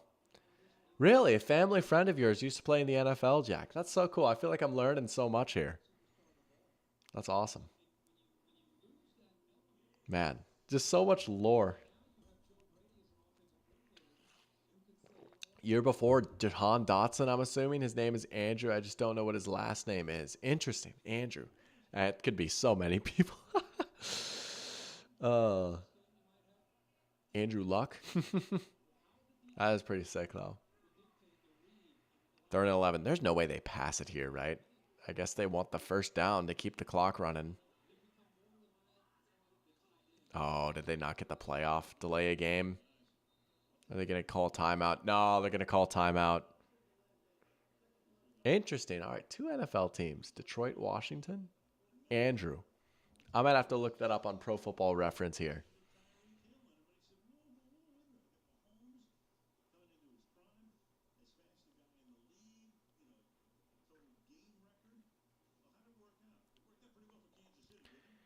Andrew Lions. Detroit Lions, maybe.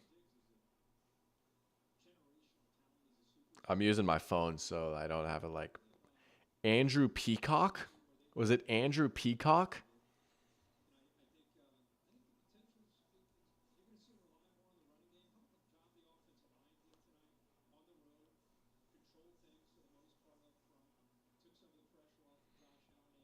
Andrew Peacock. That ring a bell.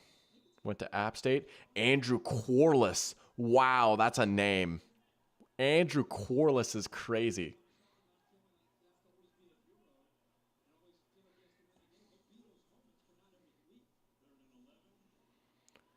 Josh trying to do something.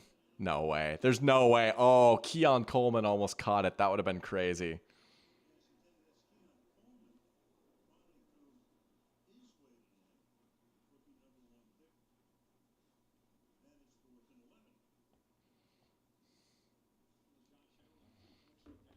I think it was a lineman. Yeah, Andrew Corliss is a crazy pull, though, isn't it? Man. Oh, see, that's so scary seeing Josh have to like run up and over the bench. Like that could have gone terribly wrong right there. Jack thinks it was a lineman. Ah, we'll have to do some more research. Bills are going to kick it here. Oh, he missed it. Tyler Bass missed it. Oh, poor guy. Poor guy. He missed it. Oh, you feel for him. That's so sad. Man.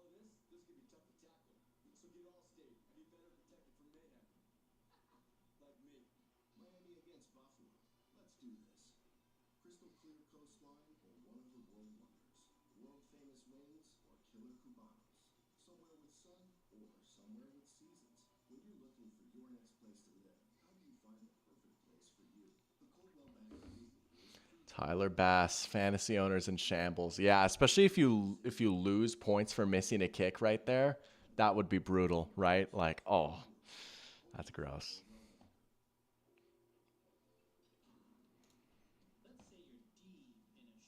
Man, Tyler Bass. What a tough year it's been for him. It was pretty cool. Like, it was pretty impressive, I guess, that like he was able to like hold on to the job after that. But it's a good thing you missed that kick now and not in January again. Ugh. Just ask Bills fans, you know. Hey, ask a Vikings fan. That stuff matters. Having a good kicker.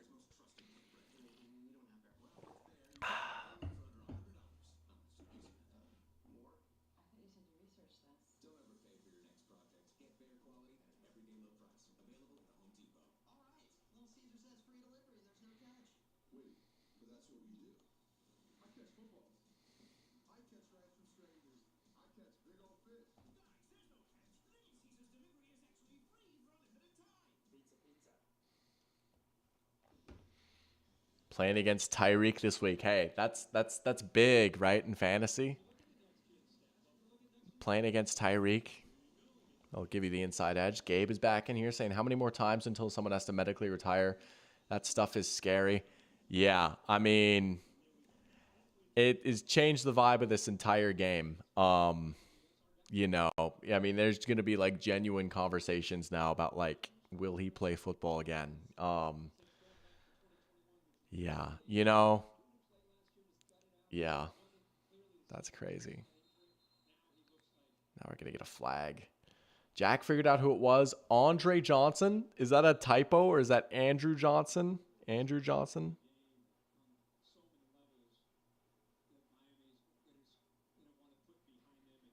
Andrew Johnson? It is Andre Johnson, not the Andre Johnson, though, right? Because that would be crazy if you knew Andre Johnson. Went to college 30 minutes away. Dude, you have so many connections, Krempy. Thompson will just drop it off to Robbie Chosen. Gabe asking, is it even worth him stepping on the field? Honestly, probably not, right? And if, like, I guess a little less than 2 years ago, but like after the 2022 season, right, with all the Tua concussions, and then he didn't finish the year because he was concussed again, right? And there was like legit conversations over whether he would medically retire or not. Like if he never played another snap of football, I honestly would not have blamed him whatsoever, right? Like, oh, and it's so tough as saying this as someone who loves football and like, but like, I don't know, maybe that would have made sense, you know? Oh, uh, Cutstown, is that how you say it? I'm probably butchering that. Is that Cutstown or Cootstown? Craig Reynolds. He's born in Southampton. We have a lot of family in Long Island. There you go. Feel like your family is a nice little stronghold in New York State. Oh, that was pretty awesome. I got a real New York experience when I met you guys. That was so sick. Oh, that was an awesome time, man. I'll have to go back to New York sometime. You guys will have to show me around again. That was seriously like one of my favorite college memories was that New York trip. That was so much fun. It was conference championship week. We were watching the Packers beat down, or excuse me, the 49ers beat down on the Packers in that Italian restaurant. You remember that? Your family survived an international war crime. They did. That's right. That is a true story.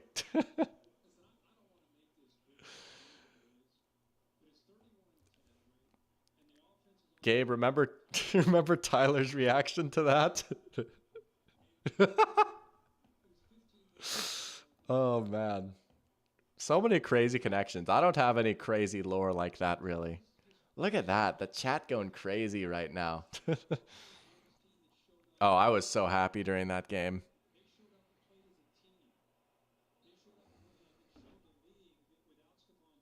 I Googled Andre Johnson and just like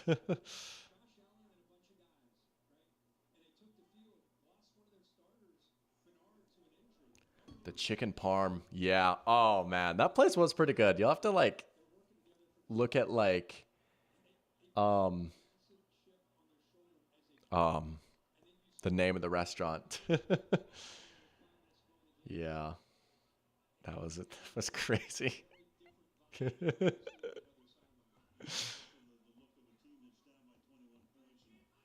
Oh, I think I know what you're talking about, Gabe. I think I know what you're talking about. Maybe. I might be misremembering things, but yeah, I'm like 99% sure.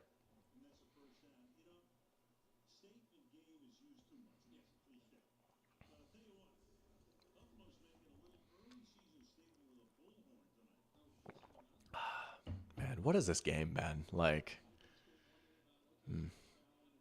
there's no way they put Josh back in now, right? They show him on the sideline, just sitting in the fan. Did we do an immaculate grid today? We actually did two. Yeah. I did the today's and I did all right. And then I did a little speed grid and I did much better on the speed grid. I got a few nice pulls for that one. But we did two today during halftime. Gabe with a good question asking, hey, doctor, are you going to any games this season? Dr. Pigskin in person live. You know what's crazy? I'm actually going to two today. I'm actually going to two today. Or today. Goodness gracious. I'm actually going to two this season. So, um, late October, Sunday in Tampa Bay. I'm gonna be going to the Bucks Falcons game. I'm pretty fired up for that. Me, Oscar, and Gabe are gonna go to that game. Let's just say we got a nice deal on tickets for that. So I'm pretty excited for that. That's the creamsicle game, right? It's a big divisional game, right? Massive playoff implications, right? That is has a good game to go to. And then actually, this was just more or less decided last night. So I'm going home for Thanksgiving, right? Gonna go see my family, spend some time up there. Got some time off for work for that. It just so happens that Sunday after Thanksgiving, the Minnesota Vikings are in Minnesota for a noon game, right? It's a noon game in the Central Time Zone, right? So I get that extra hour, and they play the Arizona Cardinals. So I'm gonna go to that game with my parents. most likely. I mean, that's like something like, yeah, we're probably going to do that. And then I'm going to fly from Minneapolis back to Georgia from there. So I'm actually going to 2 this year. So I'm pretty excited for that too. Get to see a nice, cool divisional game, right? Go see Tampa Bay up close in person. And then I get to go to Vikings, Cardinals, first day of December. Should be pretty good. So obviously I won't be doing any pigskin stuff for those weeks. And I actually won't be going live next week either. I'm going to be in Michigan for my cousin's wedding. So no pigskin pregame for week 3. This Sunday, a few days from now, there will be one. But week 3, there will not be. I'll be out of town.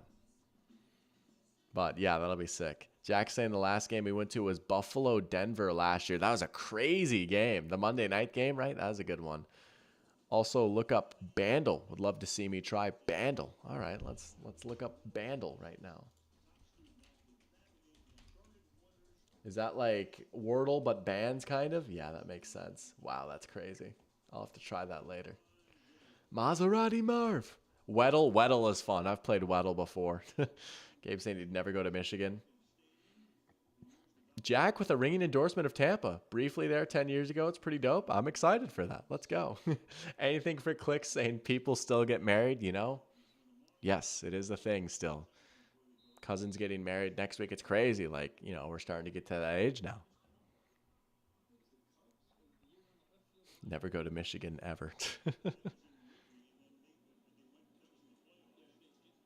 Man, I mean, what else is there even to say about this game?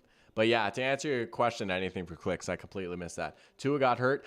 He did. He got a concussion. He's out for the game. It's honestly pretty scary, considering his history with that injury. Yeah, it's tough. Gabe says he loves Tampa. Understandable. Seems like a nice place. I'm excited to see it. Krempy saying last game we went to was Giants-Jets. They broke the record for punts in freezing weather. What year would that have been? Giants-Jets. Trying to think of old Giants-Jets games, but I can believe that. Oh, look at that. The Dolphins moving the ball now a little bit.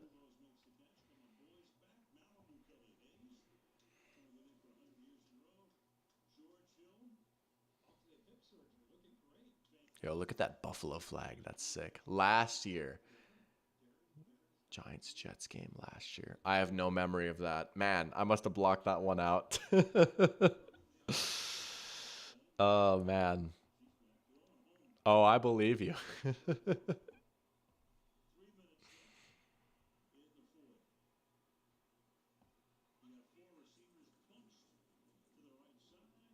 Skylar Thompson. Oh, almost.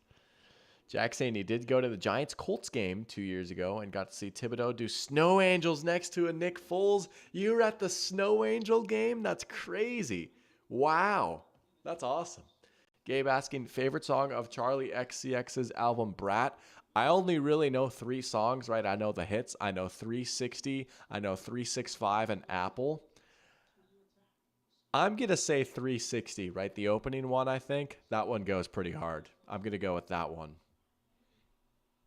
Krempy saying, or is it the second most or something? Either way, terrible game. Yeah, I could see it. Little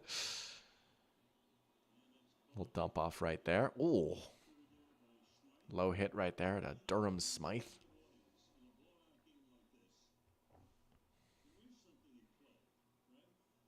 Oh, Al's talking about the lines.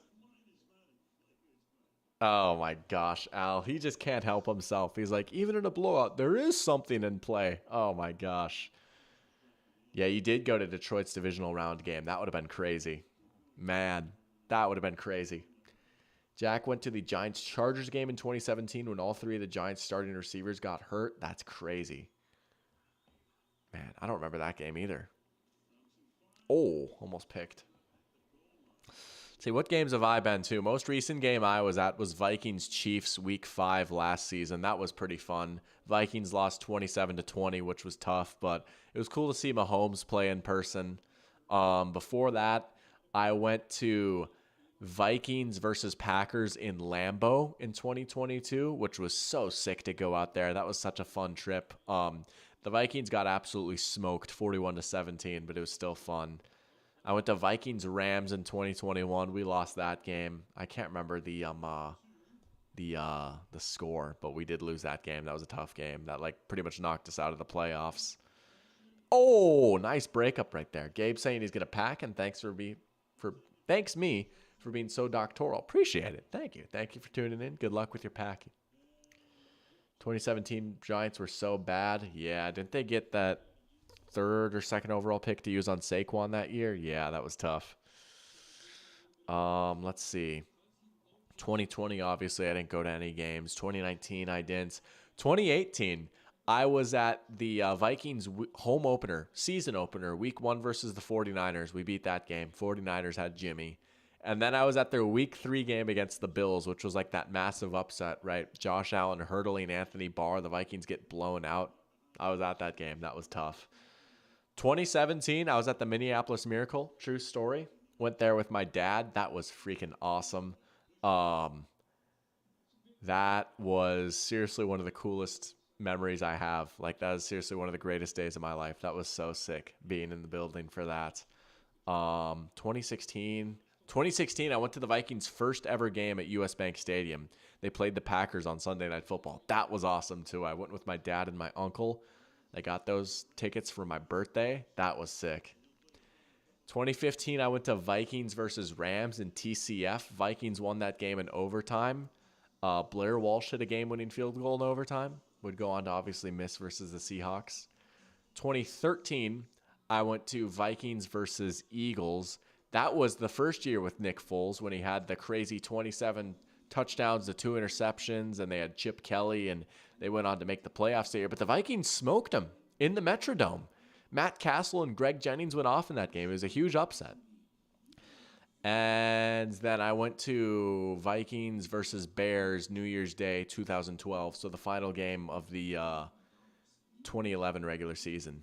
Oh my gosh, I'm so silly. I forgot a game. I also went to Vikings versus Falcons in Atlanta last year, the Josh Dobbs game. That was awesome too. So I've seen some awesome Vikings games, and I've seen some not so awesome Vikings games. But I have been to some crazy Vikings games. That Josh Dobbs game was so much fun. Oh, that was awesome.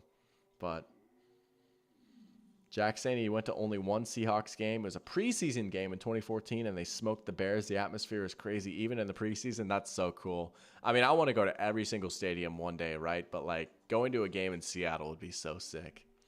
Diggs, sideline, touchdown, unbelievable. Vikings win it. Oh, 61 brilliant yards. Yeah, that was crazy. But yeah, and I'll be going to Vikings Cardinals this year too. So another Vikings game I can add to the docket. But yeah, it's crazy. I've been to one playoff game ever, and it was the Minneapolis freaking Miracle that I was at. I mean, that's just so cool. Got to see it with my dad too, right? Grew up watching Vikings games with him. That was pretty sweet.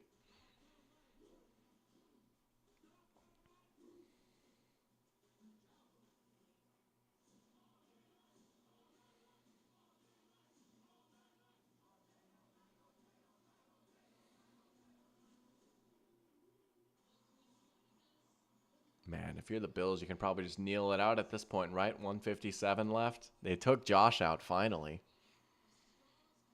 Mathematically, you're probably good, right? What down is it? It's 2nd and 9, I guess. Maybe not. Maybe you need one more first down, but Crampy has 2 Saints fans friends. That was a good year for winter football. Oh yeah. Yeah. Those Saints, man, they were tough for some years, and obviously the Saints got us in a big one back in 2009, but that felt good.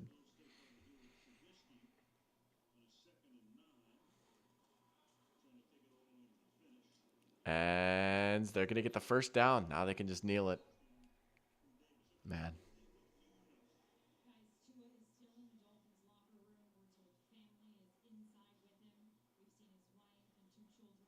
Man.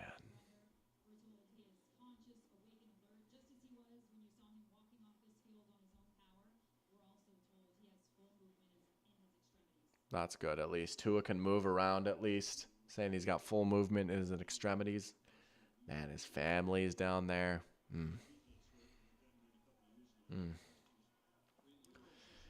Jack says he's never been to a playoff football game, but you went to a playoff Knicks game last year and a playoff hockey game in 2019. Also been to the last 3 SEC championship games repping UGA. That's pretty awesome, though, right? I mean, the Knicks playoff atmosphere was legendary last year. Playoff hockey is great. And 3 SEC championship games in a row? That's sick. That's sick. Playoff NFL game is something you got to experience. Oh, yeah. Yeah, it's awesome. Win or go home, right? That's pretty sweet. Man.